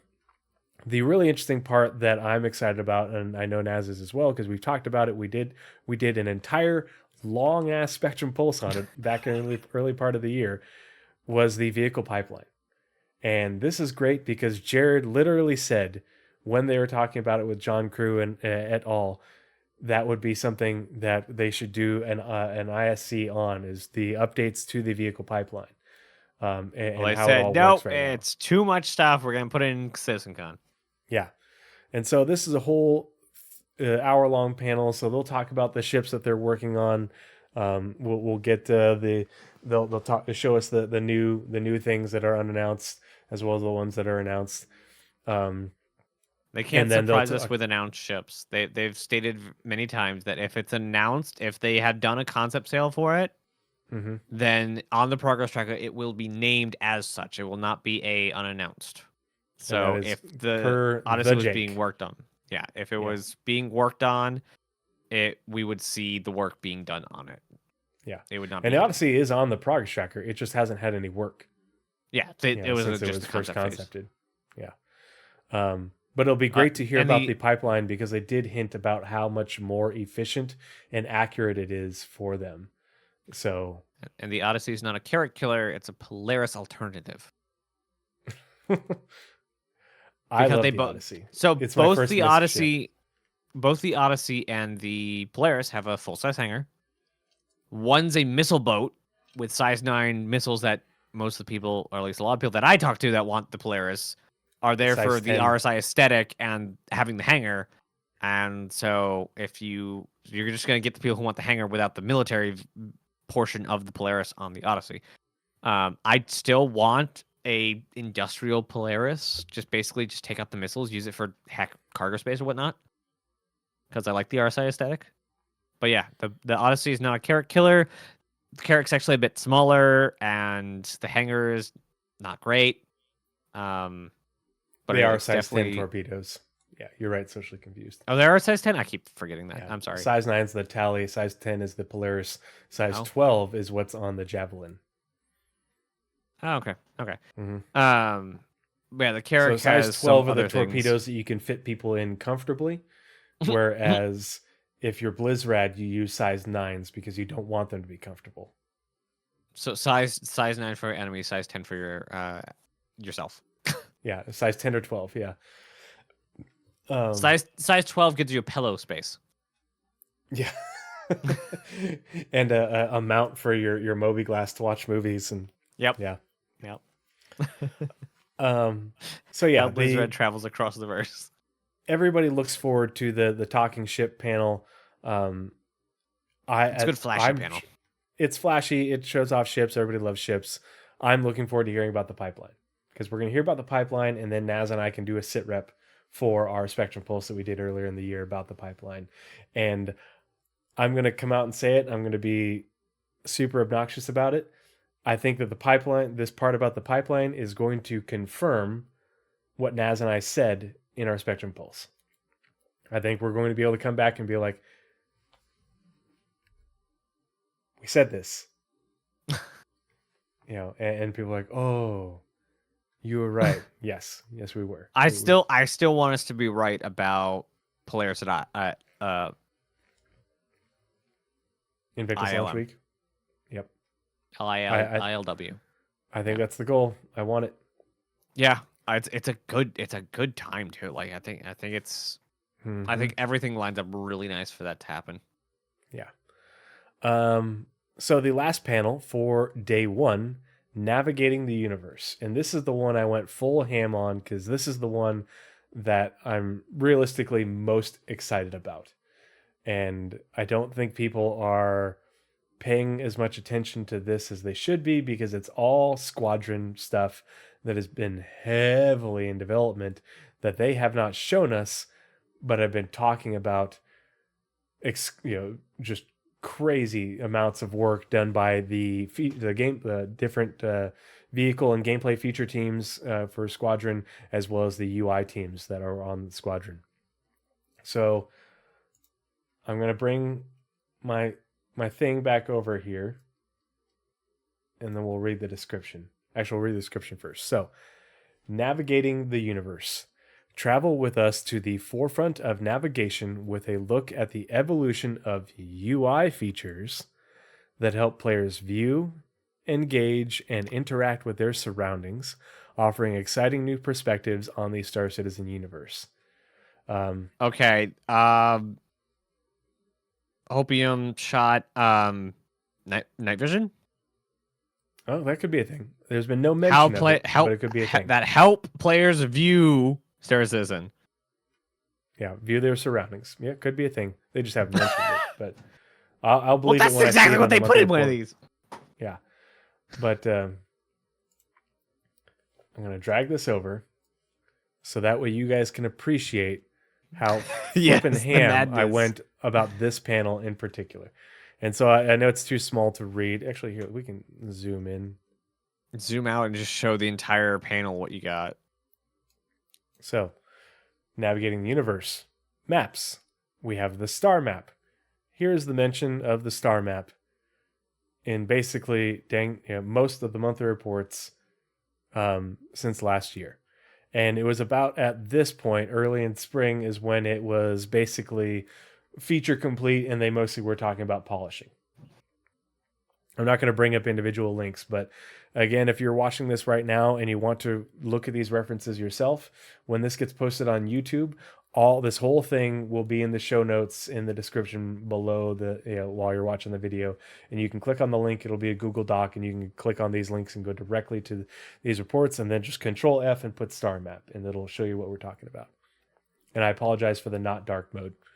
The interior map. So if you remember last year when they showed us, it was during the talk that everybody was falling asleep with Rich Tyler and Chris Roberts. They showed off the work in progress of the interior map for the Idris. That's what this is. And not technically the Idris. The Idris was just their showcase. Yeah, showcasing the technology. Because they mentioned in that little part, that was not a lot of hand work. They didn't handcraft that map. It was literally taking the Idris model and putting a shader on it. And then, and you could even see some bugs in it still. That's how you know that wasn't like mocked up in like After Effects or anything. They just took the model, threw a shader at it, and they said they marked up some of the areas like doors, cargo spaces, and emergency exits. So it is a very dynamic map, that interior map. So you walk into a building, it can take that model and throw a shader on it for you. And you can have a building interior map. Yeah, you the walk interior into a different buildings, ship. walking around in cities, walking around in a cave, your underground facilities, your space stations. This is designed to be procedurally to work with all of those things. Anytime you're in the interior of something. The mobile glass update says, I don't know where you're supposed to see the map. Are we getting a mini map version of the interior map? Is it a specific app you have to go to in the mobile glass? They haven't said. Do we need the update for anything? Yes. Yeah, there is the new mobile glass, and they are working that as part of Squadron. And I don't remember if I put that in here somewhere. Didn't they wasn't it in the sprint report even? Yeah, they have been talking about the new Moby Glass but the Moby Glass is literally just the thing you used in order to open up the apps. But the important part with the maps portion, and that's why I call it maps, is because the way they describe these maps is most of them are interlinked between each other. It's a one ring system, and designed to scale and adapt to the environment you're in. So there's, but the star map is what's used on the radar aspect of the HUD for your ships, and the MFDs, and then it also I don't remember which one it was, but they use either part of the area map or something else in order to render the landing UI that will pull up on your ship's MFDs or HUD or whatever it is. The star map is also what you'll be using in all the hologlobes inside the ship. Yep. Yeah. So the Carrack has it, the Bengal has it. The tech that they built, they reused for multiple different things, and they also took pieces of that tech in order to integrate it with other things. So that way the use of the maps becomes a more seamless experience and being able to zoom all the way out. Basically, if you remember the pupil to oh gosh, what was it called? Pupil to planet video. You'll be able to do that, but with a map, and you'll be able to zoom all the way out to the whole arc star map essentially, and then zoom all the way into the local area around you. So when do we get the Boyd 2 Galaxy video? Yeah, no joke. Yeah, the Boyd to Galaxy, the space seagull. Seagull, stop it now. Was it to track all the? Yeah, the map stuff is going to be nuts, and the crazy thing is they haven't shown us any of it other than a little tease of the interior map last year. But they've been talking about, obviously they've been talking a lot about the star map. They've been talking a lot about the interior map. They've been talking a lot about the mini map. They've been talking a lot about the area map. And I put this at the end because this is the September monthly report. For the UI team, they're currently polishing the map and radar systems, improving the visuals and usability. Basically, all of these things are area map, I think, is a little bit farther behind. But the mini map, the interior map, the star map, and are all at a state where they are in a state of polishing. Like the rest of Squadron 42, they're in a state of polishing after having been integrated with the full main branch and all their features built. And the area map is also in a really good place as well. I just forget what parts they talked about, but the area map is more just a holographic rendering of what's around you that has like AR markers on it to show you, different things in the area around you. It isn't like a Google map. Think of it kind of like when you ping from your ship. That's what the area map will kind of look like. Hyperlight Drifter 0311 is my first MOS when I was a young infantry marine 20 years ago. That's when I first started out. And that's 0311 is a rifleman. And so I was a rifleman my first deployment to Iraq, and then I came back and went to division schools and became a machine gunner and became the machine gun section leader for my second in deployment. And now I'm a nasty flight paramedic in the Army National Guard because I don't like walking. I like riding in the back of my helicopter.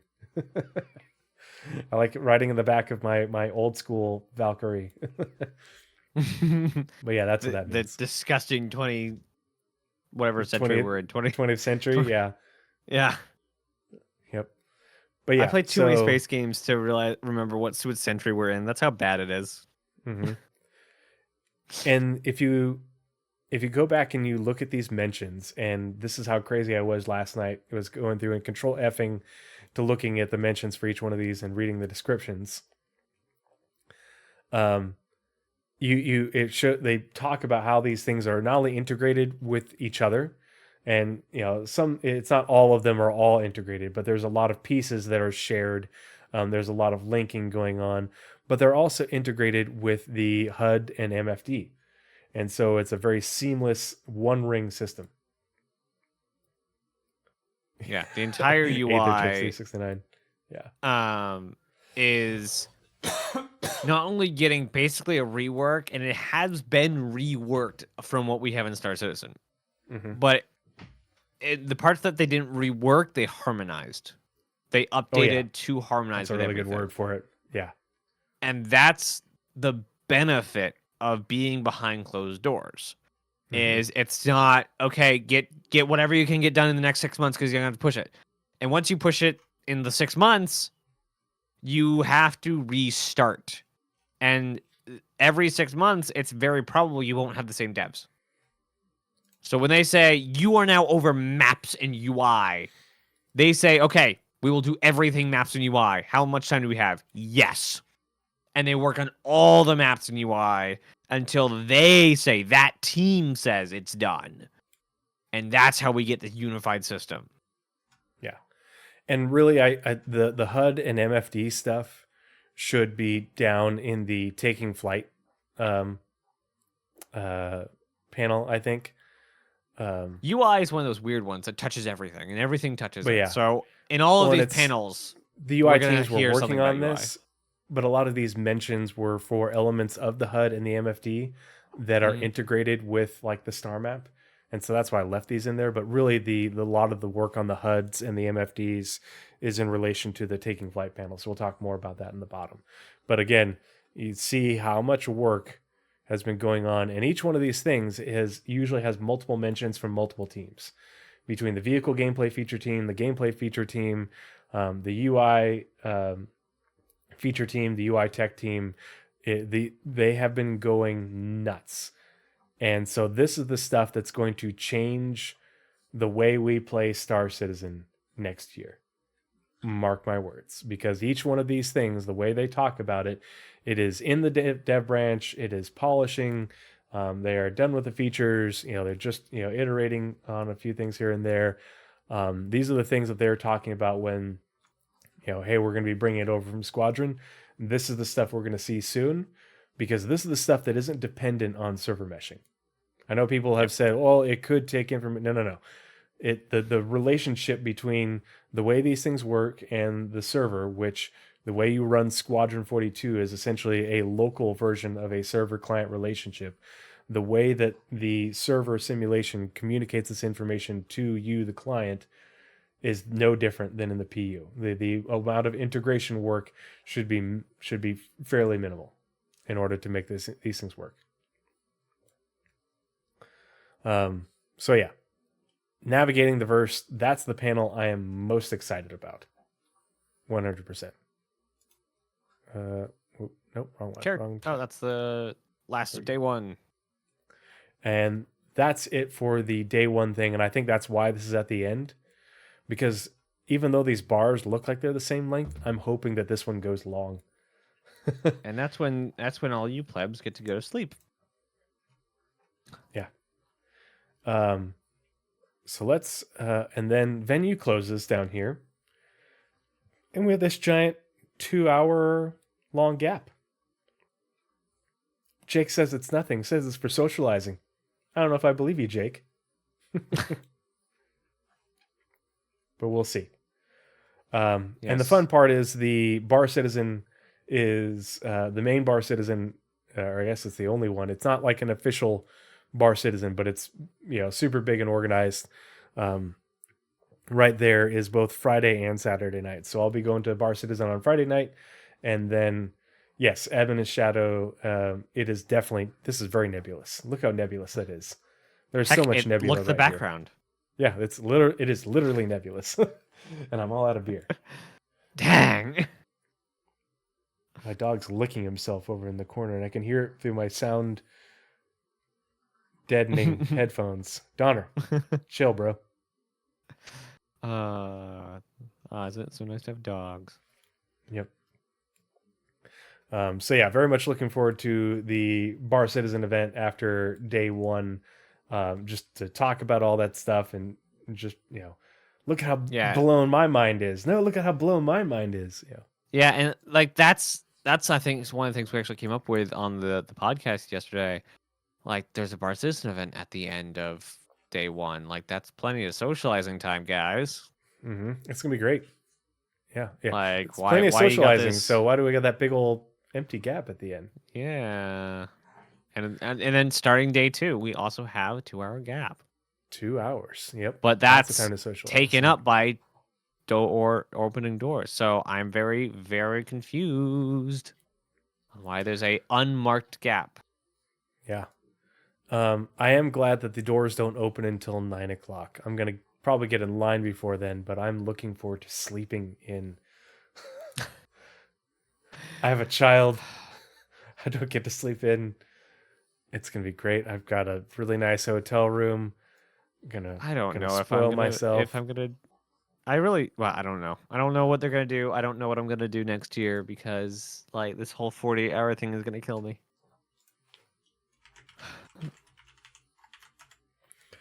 Why did no one try and convince me out of this thing?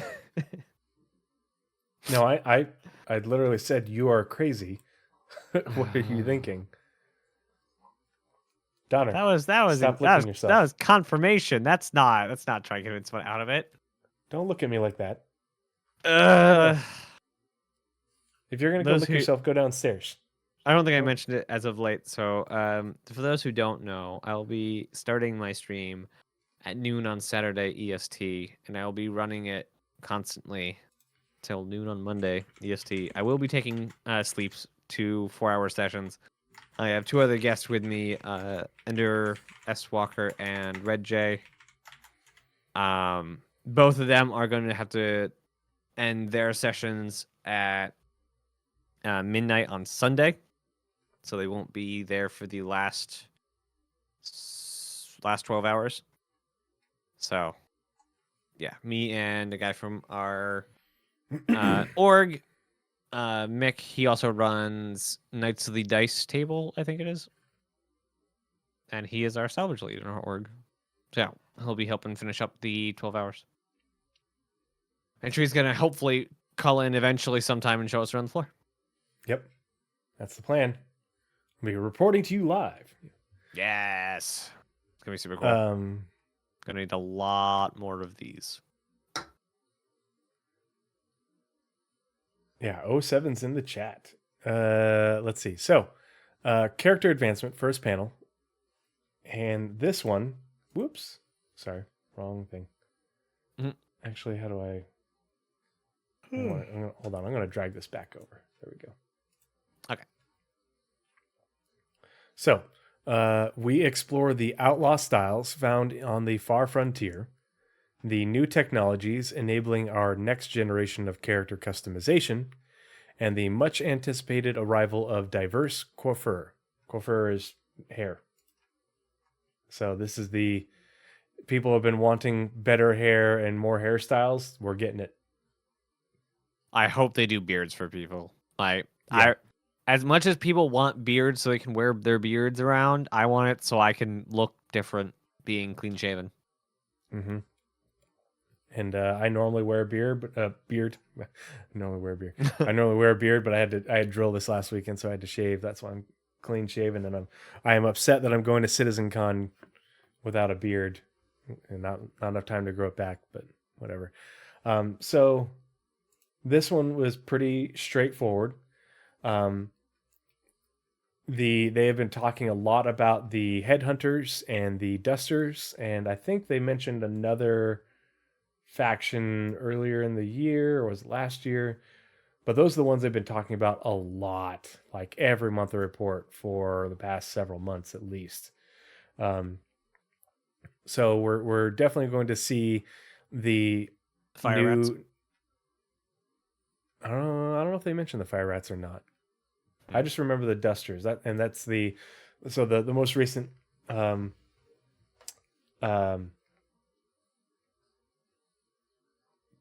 link I found, and this is just in the September monthly report that I grabbed.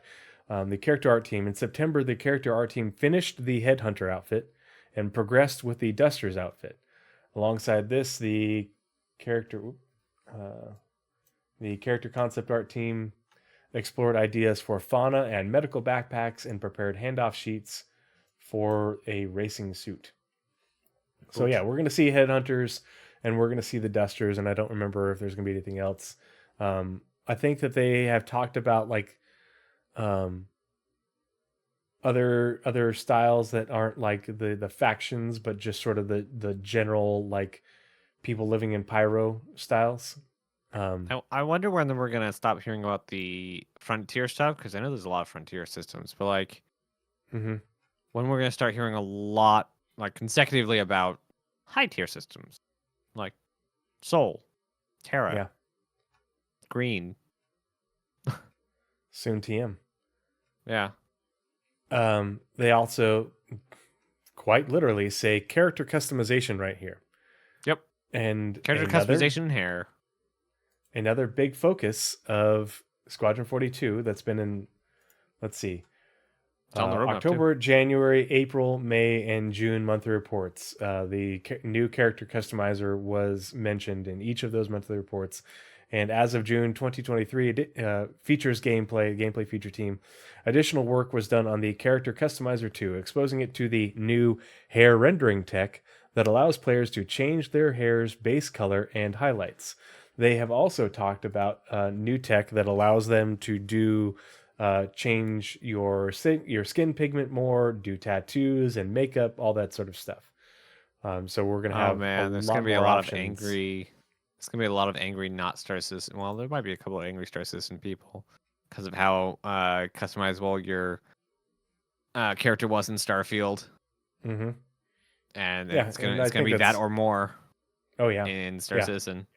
Well, and if you go read the mentions, they talk about the different abilities that you'll have within the new character customizer, and then in the September monthly report, the online services team, a refactor of the character customizer began, with the goal being to replace the backend used by the current customizer to leverage both the entitlement and identity services to reduce the database load on login and persist DNA and customization across patches. So it's not going to reset with each patch anymore. That's what they're working on. How soon they'll be able to implement, we don't know. But they're doing that work prior to implementing the new character customizer from Squadron 42. So we can finally be entitled. We can finally be entitled. I'm entitled to the way that I look. Streamer entitlement. Hyperlight Drifter 1981, should hair stuff be an exciting feature? I think it's exciting just because people have been asking about it for years. It's one of those things they've been asking about for years and they haven't gotten it. And the hair that we have in Star Citizen is kind of previous I think gen. it's even. I think it's even broader than that. Every game that has a component of graphic pride always somewhere mentions the hair. Or they have hair on a character in their trailer be particularly shown off. Unreal Engine yearly shows off their hair tech. So for the tech side, it's always a thing. But hair is one of those things as a human we've grown very expressive of. And getting hair to work well in a sandbox environment where we're putting helmets and putting on different clothes and we have like t-shirts or like high-brimmed armor, it's not only a visual thing, it's a personal thing, and it's a technology thing. So, yes, for those three sectors of people, yes, this should be an exciting feature. Like they could just do Lego plastic hair, like a lot of games do, because they don't want to deal with it. That's not what they're there for. Yep. So yeah.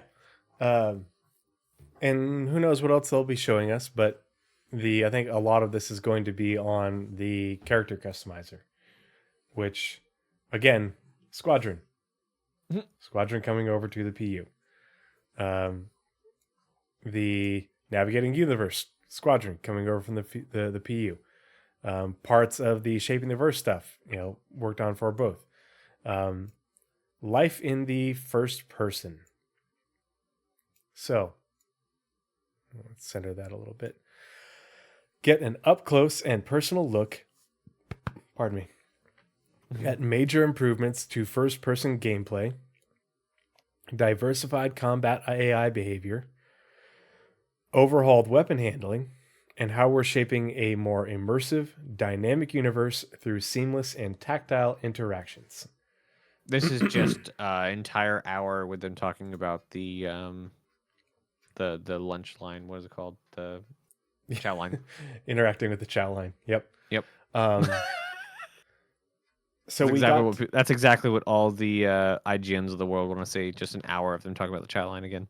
Yeah, it needs to be very immersive for when you pick out, choose if you want pizza or a double dog, or potatoes. A burrito. They're gonna show the consistency of the viscous of the potatoes, and they're hand mashed. There's like little chunks in it too, as it like drips onto your plate. Yep.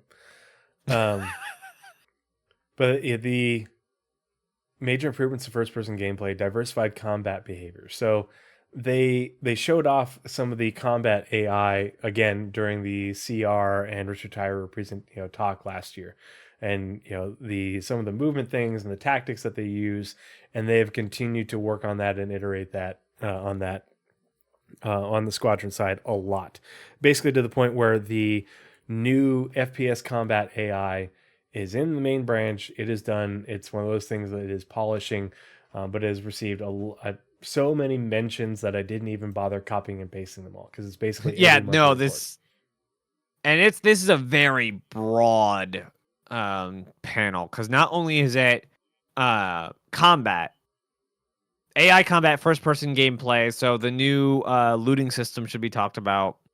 There's also weapon handling. There's the new ping and seeing what you're actually able to interact with. And then there's the dynamic universe through tactile seamless interactions. There's something they're not saying yet, is what that last bit says. And I'm hoping it's something to do with either inventory or medical something. So I'm hoping. One thing I did write down is the AI. Not only are they advanced the AI combat behavior and given lots of tactics and everything and strategies, and they communicate, and they have the ability to reload and do all sorts of stuff. But they also talked about how they have the ability to perceive and react to vehicles. They've even shown that off, and not just even happens in the PU right now. Yeah, and so we're going to be seeing more of that. I've also been working on a lot of animations and locomotion for AI in combat. So they've talked about the AI being able to, jump out of a hovering ship and land on the ground and keep running, and have it be able to generate a navigation mesh for them to be able to do that sort of stuff. Lots of really cool tech being built into the AI. One thing that they've been talking a lot about is, and I counted this as first person, but in gameplay and the AI combat behaviors, is the NPCs have the ability to control ground vehicles and drive them around and generate navigation meshes, doing all that sort of stuff. Basically, the entire game is in this panel, because everything in Star Citizen is through the first person. So it's like I said, a very broad thing. What was I trying to say? A very broad category to talk about. Yeah. I think it was in the last monthly report, they talked about the new system that they're building for the recoil for weapons, in order to be able to make more detail in the weapons.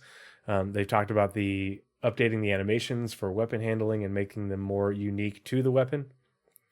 It's also handling weapons on chairs. Yeah. Like seated item handling is a thing that they've been working on. Yeah. And then it says how we're shaping a more immersive, dynamic universe through seamless and tactile interactions. So this is one thing that Paul jokes about a lot, and he's partly right, is Beam Citizen. And the reason we have Beam Citizen, and this is paraphrased, but from Jared and the devs, because they have talked about this multiple times and they've been asked, is because getting in beams allows them to build the behavior and build the not the physical interaction, but the actual interaction of your character with something else in order to do a function and get a result. But allows them to build that and test it and get it working without doing all the complex animations and stuff and making bespoke animations for different things. And what they have been talking about is the ability to make essentially a systemic system for interaction, in order to not have to be able to handcraft all these animations for interactions, but be able to make it so it will generate the animation and have it look as natural as possible just by saying, I want to interact with this thing. And based off whether it's a button or a switch, or you're moving something, or you're interacting with another character, all that sort of stuff, it will be, they're building a system for it, a one ring system. and they have already been working on it for when you're in your cockpit. So that way, regardless of what ship you're in, if you say, "Hey, I want to flip this particular switch to turn on power to the engines," regardless of where that switch is on the ship, because it'll be different based off the manufacturer, your character will reach up, press that button, or do a different thing. Yeah, And which they won't they've have to already started implementing in, I don't know if I think it's PTU. Yeah. Every ship you get in, technically, I don't know, the animation is currently broken because he'll just kind of throw his arm into the glass, but he does reach out to flip a switch when you turn your ship on, and it's only the Alt R that it does it on. Yep. But it's the beginning. And this is another one of those one ring systems that they are building in order for you to actually interact with the things around you instead of it just using magic and faking it. And the reason I'm excited for this is because this is what we need for more immersive medical gameplay. And there was something about some medical something happening soon. Yeah. But this is what will make it so that way you can do different things to a downed character or an injured character, and depending on what, if they're in whatever position they're in, you'll be able to interact with them rather than just shooting a beam at them from 10 feet away. Yeah, this is what the reason I mentioned them working on something is because they like to update. Not only do they like to and would love to only bring in features with ships, they also like to update features with new ships. So as the main mining profession got going, they put in the prospector for the mining, then they put in the rock for ground mining, and then they put in the mole and they updated mining again. The Apollo had just started its track through the pipeline, and so I very much expect when we get the Apollo next year that we get a major update to medical. Yep. Yeah, because they have done some work for actor status tier 2 as part of Squadron.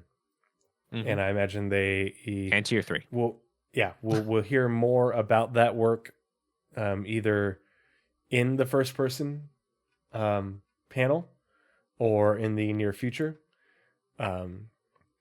But yeah, the actor status tier 2 stuff is has a lot of relevant aspects to medical gameplay.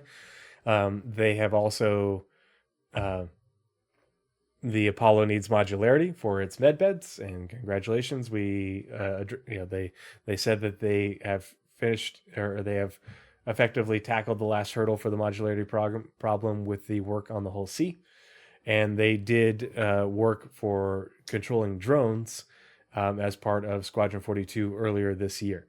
They built the system for controlling drones that they also are using for controlling cranes and other remote vehicles. So that's the way it was described. So yeah, the life in the first person panel will also be really interesting, just because making the universe feel more real versus I like Starfield, but man, is it gamey. It is gamey, and it's it's fun, but it isn't Star Citizen, and it is its own thing, and that's okay. It's okay. It is different, but it definitely makes me appreciate certain things about Star Citizen and what Star Citizen is in CIG are trying to do. So the Taking Flight panel. And this one, oh God, I'm an idiot. What?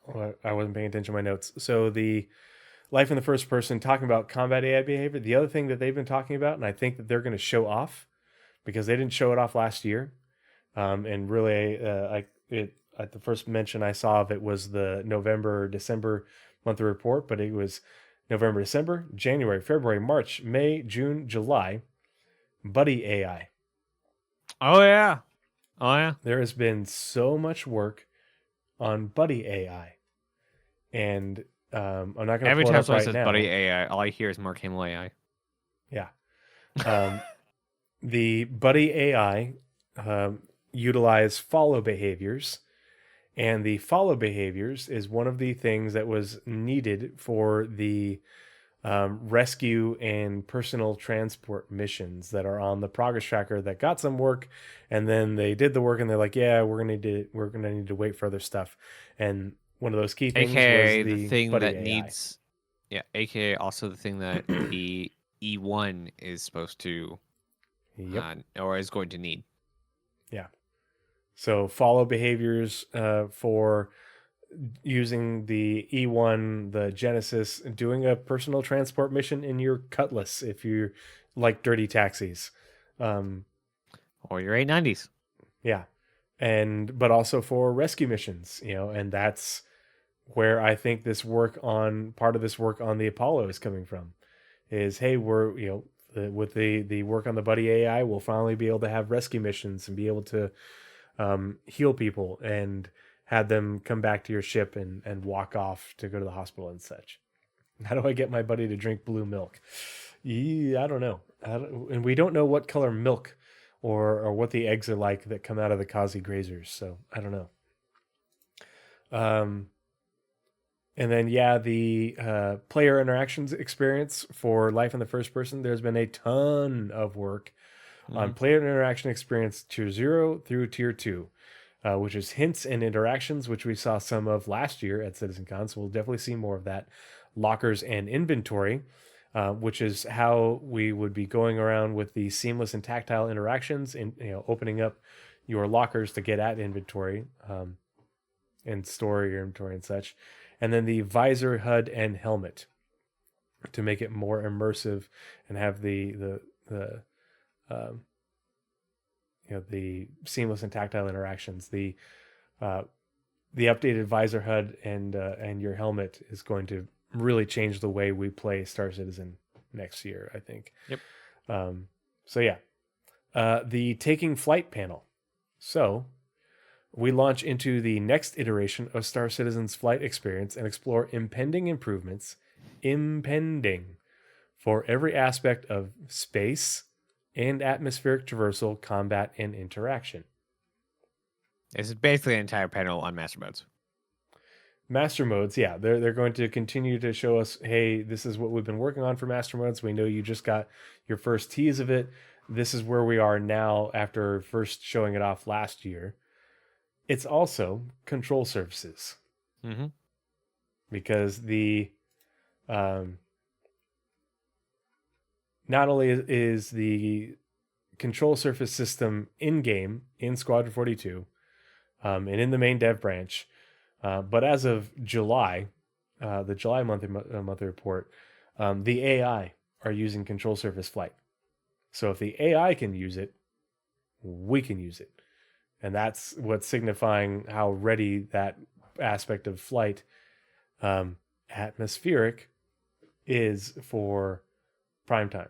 Now, the question is, have they started the work on continue to iterate on thruster efficiency curves, or will we get that work when after control surfaces gets implemented in the game? How's that going to work out? Don't know. But yeah, I think as you're definitely right. That's lots of master modes plus control surfaces, but they do say not only traversal and combat, but interaction. And that's the part that has me a little bit head scratchy. I think that's a nod to how the flight model in IFCS actually works. And if you go back and watch the original IFCS video, like 2012 IFCS video, it's all about how your ship and what happens to your ship interacts with how you can fly. And I think this is just like the opening panel is very forward looking onto all of the tech that they have planned for the final version of flight altogether. This is the big picture. This is what flight in Star Citizen is going to be.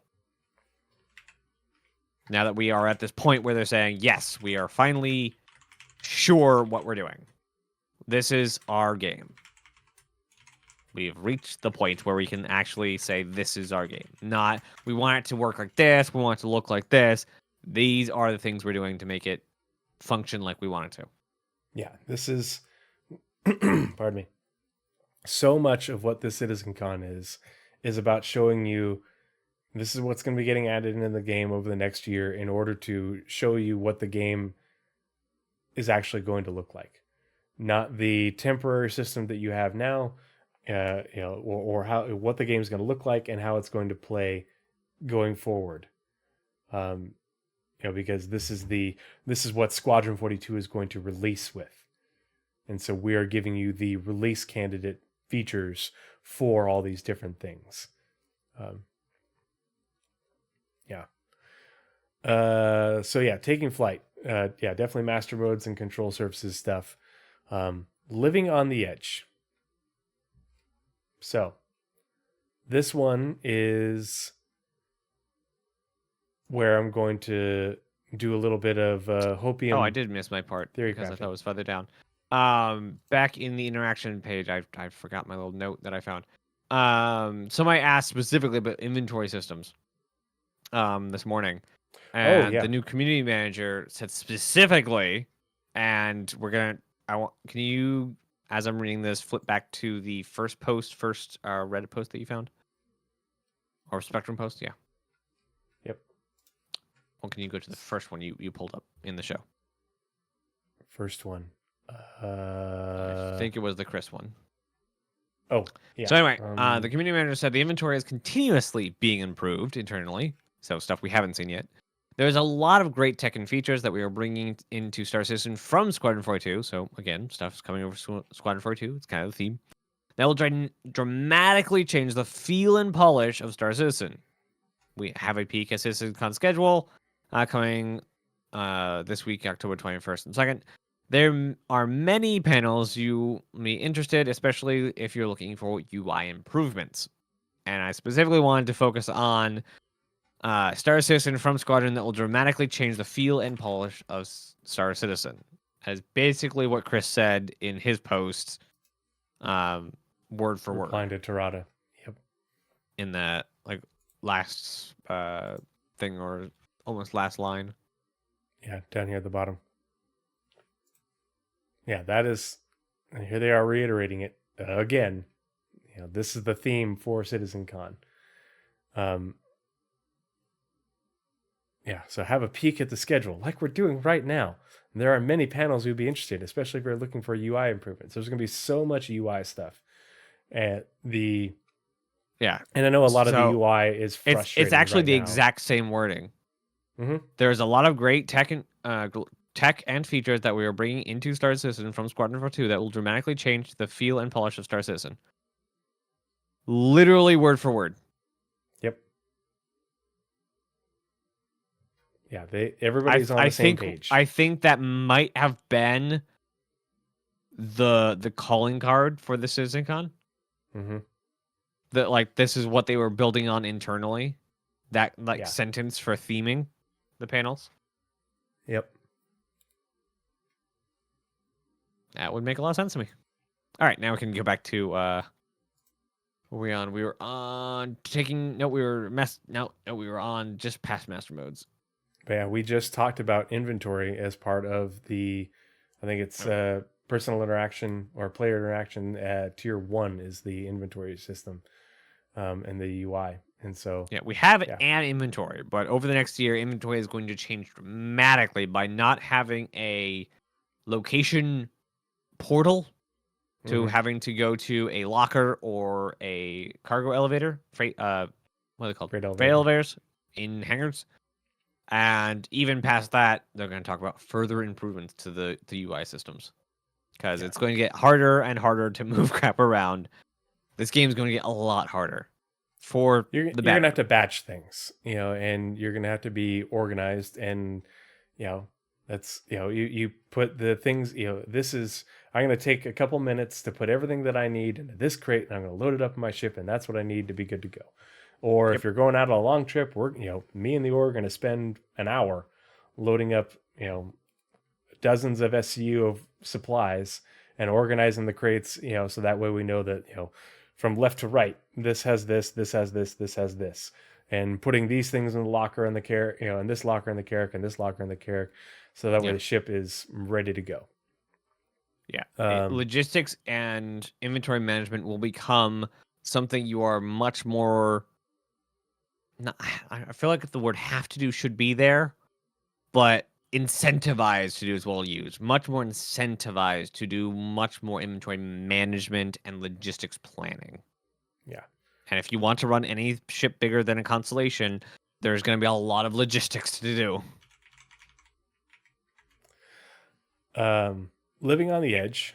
This one, living on the edge. We delve into the living conditions and environments of outlaws and settlers, trying to carve out an existence beyond the safety of the UEE, mega corporations, and other confines of the 30th century society. So, conditions and environments of outlaws and settlers. So, Pyro. We're going to be talking about Pyro. This is the outposts. We're going to get an updated look at outposts. They're also probably going to give us an updated look at the underground facilities, maybe like abandoned.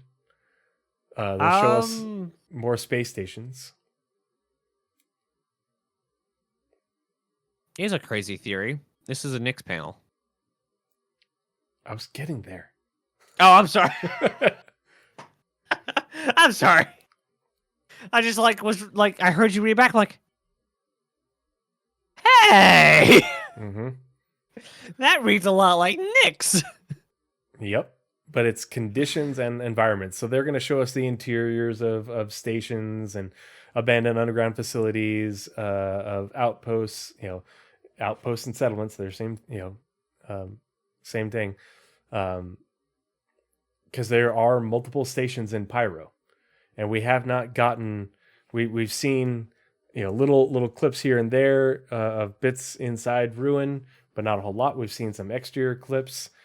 We haven't seen anything of the other stations, and we know that there are rundown stations that have been mentioned in the monthly reports and the PU monthly reports many, many, many times. There are, and it's on the progress tracker, and there are multiples of them. We don't know how many. We don't know how big they are. We don't know where they are. But that's what I'm betting that they're going to be talking about in this. Not only the outposts, but also a lot of these stations. But then they say carve. And carve out an existence to me is a play on words of not only underground facilities, which I'm betting that we'll probably see some more concept work on abandoned ones, because they're talking about Pyro and I think they're talking about Nix, because when they say carve, I think they're alluding to asteroid facilities. And asteroid facilities is something I have been hyped about and overly excited about for a very long time. I've mentioned on the podcast multiple times, because asteroid facilities are specifically mentioned in the lore for the Nix system. Okay. That would explain a lot. Yeah, specifically mentioned. They also mentioned abandoned mining facilities on the planets in Nix. So we're gonna have abandoned mining UGFs on, I think it's like Nix 1 and or 2. I'm sure that we will probably have a smattering of asteroid facilities in Pyro. I'm sure we'll have occupied and up and running ones in Stanton eventually added. But I'm hoping next year we get the opposite of this. Mm-hmm. We get the living in the confines of the UEE and Megacorps and all the confines and all the luxuries of the UEE, or all the luxuries of the 30th century. We get the air and halos. We get what happens in Terra. Building interiors, apartments, and things. All the not frontier stuff. Like, I get a lot of space stuff is very frontier, this frontier that, but I'm a city boy. I'm sorry. I'm going to send this image to Naz on Discord. That way I can pull it up on screen. And let's see. 1 second. Bear with me, everyone. I'm trying to bear. Riveting content. Space I know I slugs. had it saved on my phone. What are the ones in heat leeches? Yeah. There it is.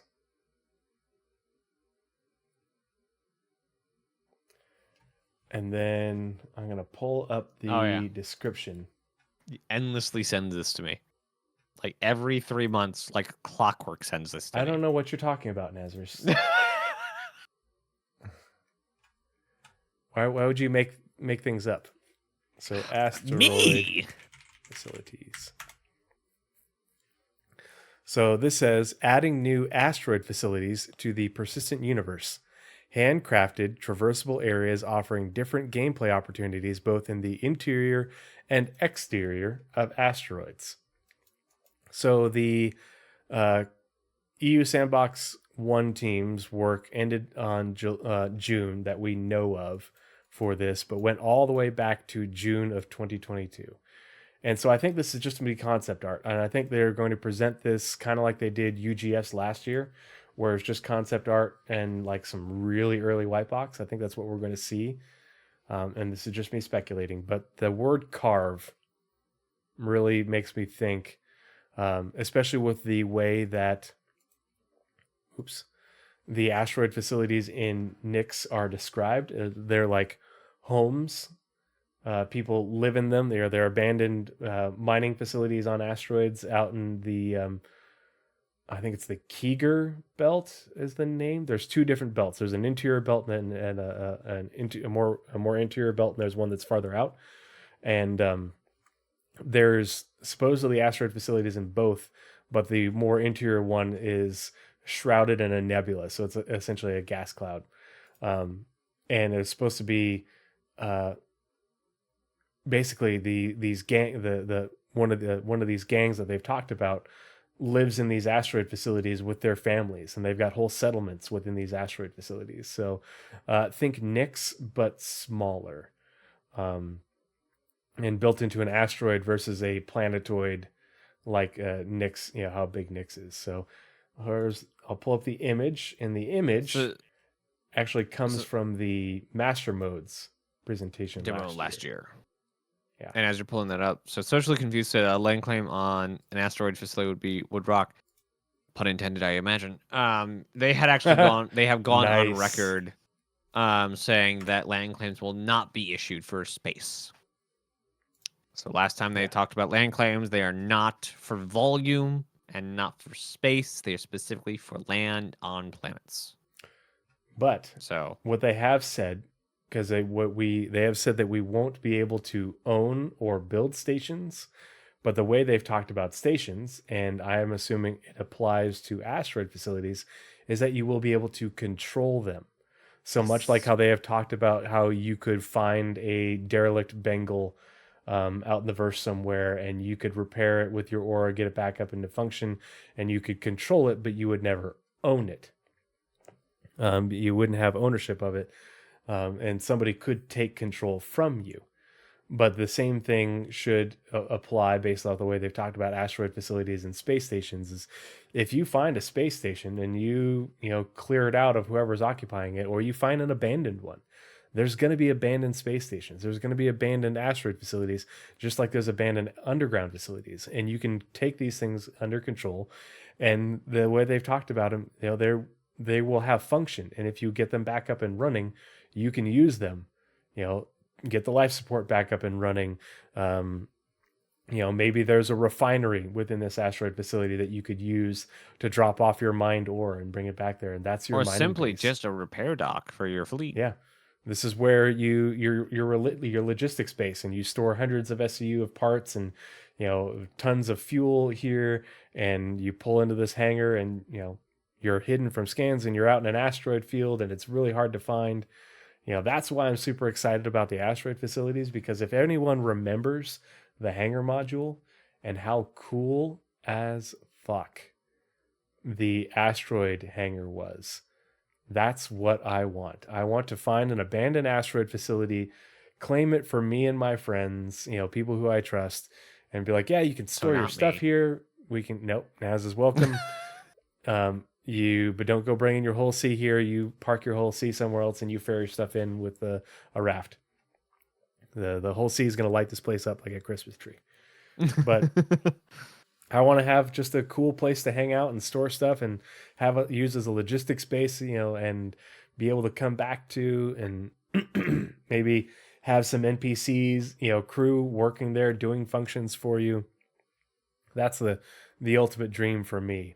And yeah, this is in Odin. This is an asteroid around Odin 3, but this is a visual that they showed off. And this is what I think about in terms of how big these are and what we might see, and, they talk about the interior and the exterior of asteroids. So that's the biggest hopium thing for the CitizenCon.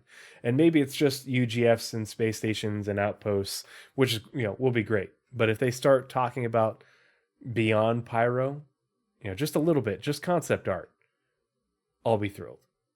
Yeah, I think it's time to, especially since we're getting 4.0 and pyro next year. I think it is time to start very slowly talking about Nyx. Like, don't be the next 4 years talking about Nyx. Yeah, and Naz and I have talked about it, and I think it's very high likelihood that we see with the January meetings and the planning for the next year that will go on in January, that we'll see Nyx work back added to the progress tracker. I think it's a very high likelihood. And I think once we close in on Nyx release, once it's like in a column on the release view, we start hearing Castra. Yep. Yeah. If not and sooner, I think those will get tighter and tighter until it's like, oh, by the way, a lot we're doing more 2 overlap this quarter. Mm-hmm. Yeah. But yeah, it'll be very visual and a lot of art stuff, but a lot of in-game stuff that they'll be showing us in engine. I think it's going to be really cool looking, because they've been talking about what they've been working on in the PU for Pyro for this kind of stuff a lot, and really polishing it, making it look great and feel good, and great environmental stuff. So the last panel before we get to the closing ceremony is Destination Adventure. From high up in orbit down to the surface of our planets, people to planet, and deep into the underground, we delve into new interactions, missions, and gameplay and more coming to the Star Citizen universe on all levels. Oh, To this me, is just this a gameplay reads, demo. Yeah, this is a gameplay demo, 100%. Sweet. Okay, I'm glad it's here. Yep. I imagine this this will is a be gameplay a with narrated UGF. gameplay demo. Yeah. I A think, definitely narrated gameplay demo.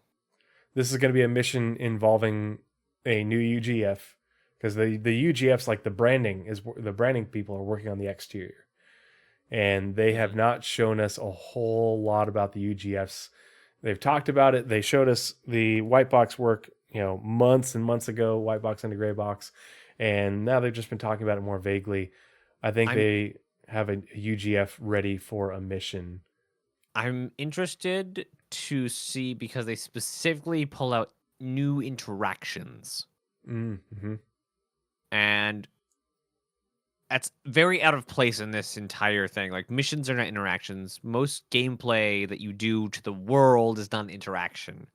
Interaction is what you do with stuff, your inventory, your ship. Yep. So, remember when we did the one on the Spectrum Pulse on Rastar? When we talked about how in the white box mock-ups for the Rastar outposts and stuff, they had all the little, were they blue or yellow, but the little panels. Here's where a panel will go to interact with this. Yep. I think that's what they're talking about with this, but with UGFs, and probably, they say high up in orbit, so probably, I'm thinking this is a Pyro gameplay demo that takes us from a space station. We have to do interactions with things in the space station, and hey, this is what's coming in Pyro. And then they're going to take us down to a UGF, and you're going to interact with aspects of the UGF in order to get it to do things. Because right now, our UGFs don't do anything. You loot till boxes. heist. Yeah. Till data But yeah, heist. we don't interact with it. We interact with the elevator, and that's it. Everything else is just static. And this is the taking those static things and make it so they're interactable. Because we have an interactables team now. Yeah. Whole game Max out. Cope. Whole game is out in 5 days. Whoa, whoa. Give me that. Give me that. Oh, you don't get any more. Here you go, Nance. Here you go. I don't want none. It's all organic, non-GMO. It's Oh, good that's for you. great. Takes care of. I it prevents, don't live on lies. arthritis. Cures autism. Yeah. But yeah, definitely this is a gameplay demo. But I liked the one that they did at 2951 because there was a lot of gameplay in that and showing the sneaking around versus the guns approach. And Yep. I think this is going to take that and dial it up to 11. Multiple cameras, everyone moving at once. Yeah. I wish. Like, I really do. You don't live on lies. This is why you embrace. Oh my god. No, stop. No. It's too late for this. It's too late for all this crap. Yeah. Go And it's find a 11:10 new my home. time, so it's 1:10 your time. One. So we gotta wrap this up. We've been going for over 3 hours, but this is a big talk. Yeah, this is Closing the last ceremony. time we get till like a week after CitizenCon. So, because Other I hope than you're not planning to do. checking in live. Well, yeah, that's true. That's true. But I'll be, very dead then as well. Like, I hope you're not planning on doing a 23rd, an episode on the 23rd. I imagine I'm you gonna won't need even a be back break. home by then. Okay. Yeah, good, okay. we're taking an ISC like hiatus for a couple of weeks Yep. after this. I'll probably work yeah, on getting out a video, but that's it.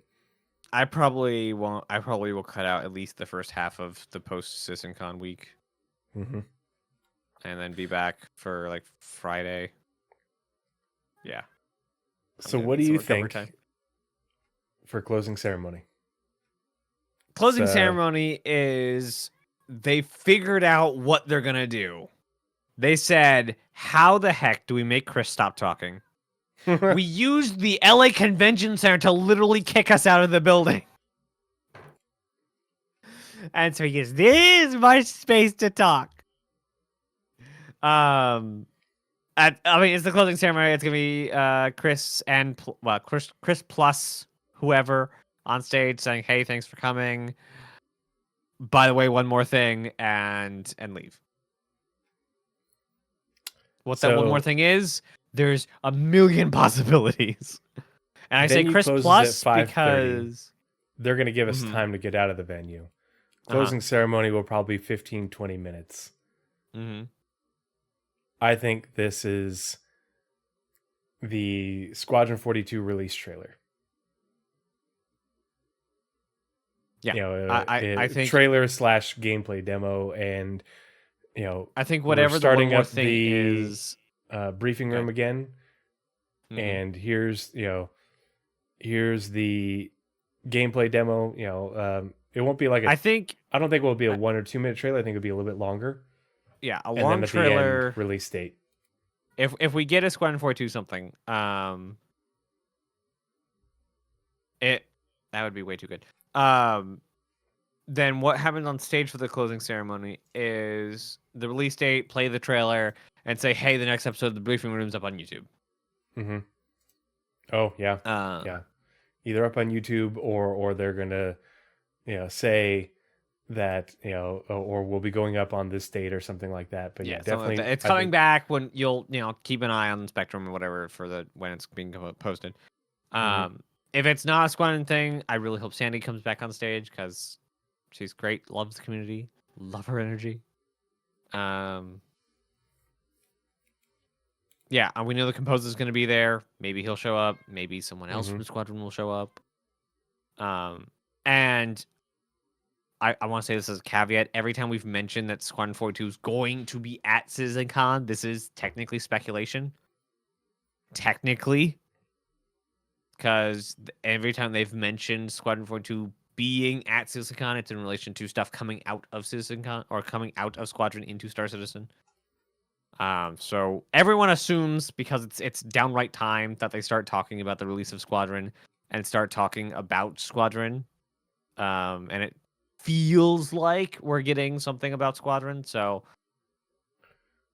we're all assuming we're all They're kind gonna of tell on us the about same the status brand. of Squadron 42, and I don't think they mean by just the UI for this is done status. The MFDs are done, the AI combat system is done, and we're working on importing these things over into the PU. I think the status is, we're getting ready to go into beta, briefing room starting. Here's the release date, release window, and here's a new trailer. A new gameplay gameplay trailer. Like I said, I assume that, but they have not explicitly said it, so it is technically speculation. Yeah, 100% speculation. Other than, they said this and that's it. Yeah. But basically, we have this one thing we're saying, this actually means this. Mm-hmm. So, fingers crossed. I think the closing ceremony will, instead of being a thanks all for coming and fade out, it's going to be more of a bang than a whisper. Mm-hmm. And then I did manage to get a VIP ticket on the very last try. It was like 2 a.m. It was later than that. It was like 3 a.m. I set an alarm and woke myself up, and I got lucky. Nice. And so I will be going to the VIP after party, and I'm super excited because I get to go with North End Trooper and 2 other guys from here in Boise from our Bar Citizen Boise group. So we'll be hanging out, and I'm really looking forward to it. And I will be sure to report back to all of you when we do our next show, as well as in my Discord, and talk about it on Twitter about my experience for that. But I don't know if cameras will be allowed. I don't know if you've gotten anything about that, but you are definitely allowed to call in. Yeah, when you're there, we'll find out, and I will keep you guys posted about what the details are on that. And I'm just looking forward to meeting some devs and shooting the shit and having some drinks. And because it says I don't fly back super early on Monday, so I get to relax. And because it's not a bar, so it's at least a little bit easier to get camera availability. I don't know if LA has anything, or California has anything about cameras in bars. But we definitely know somebody who got in trouble for cameras in places they shouldn't have been. But yeah, it's at the LA studio. So 1, I've never been to any of their studios. 2, there may be some interesting things going on in this very important person party. I'm, and again, this is theory crafting. This is just me,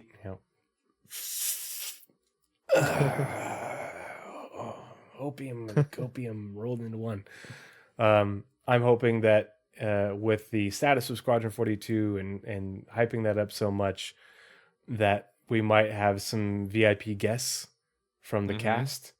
And it is my goal to handshake, hug Henry Cavill, and that way I can come back to my wife and be like, this hand touched Henry Cavill's hand. Let me touch you with it. Oh, no, that's not creepy at all. Yep. I want to meet Henry Cavill, and that's it. I think it'll be interesting if they just kind of like put out, hey, we're doing a Star Citizen Squadron event for the starring of the marketing, whatever. And if anyone is in the LA area, come down here and we'll do a thing. Yeah, Socially Confused. They stopped doing studio tours, and they're not allowing that anymore because too many things got leaked. So I think that if anything, they might like, hey, turn in your cell phones here, blah blah blah. But I think that they'll give us opportunity to like take pictures with. They'll have camera people. Yeah.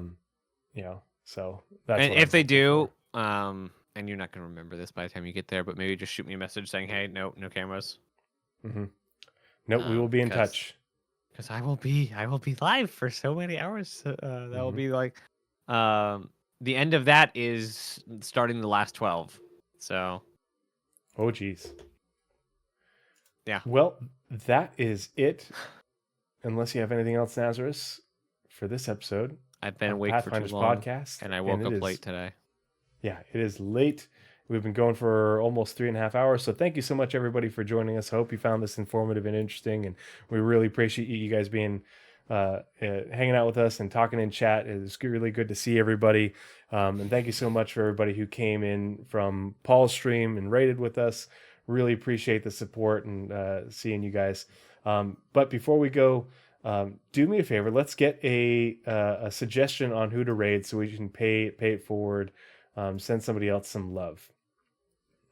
And because I don't have any of my people that I follow are on right now, so I need a suggestion. Who do you guys think we should send some love and support? True Naz, gangsta. Oh yeah, I mean, Ferrisolt's on. Ferrisol. Yeah. If I don't see any other recommendations in chat, then we will raid the Ferrisol. We've raided Ferrisol before, but Ferrisol's a good dude. All right. Yeah, Ferrisol's playing Star Citizen and only has 14 people hanging out. And looks like, yep, he's actually playing too. So, yep. I wonder where he is. All right. So, he's we're in going to go ahead and PTU start at the raid. jump points. Oh, nice. Cool. Yeah, go check those out. Let's get this raid started. Wamblissimo, thanks for hanging out. Thanks for chatting. Good to see you. Hope you have a good night. Send Ferrisol our love. Here comes the raid. Bye, everyone.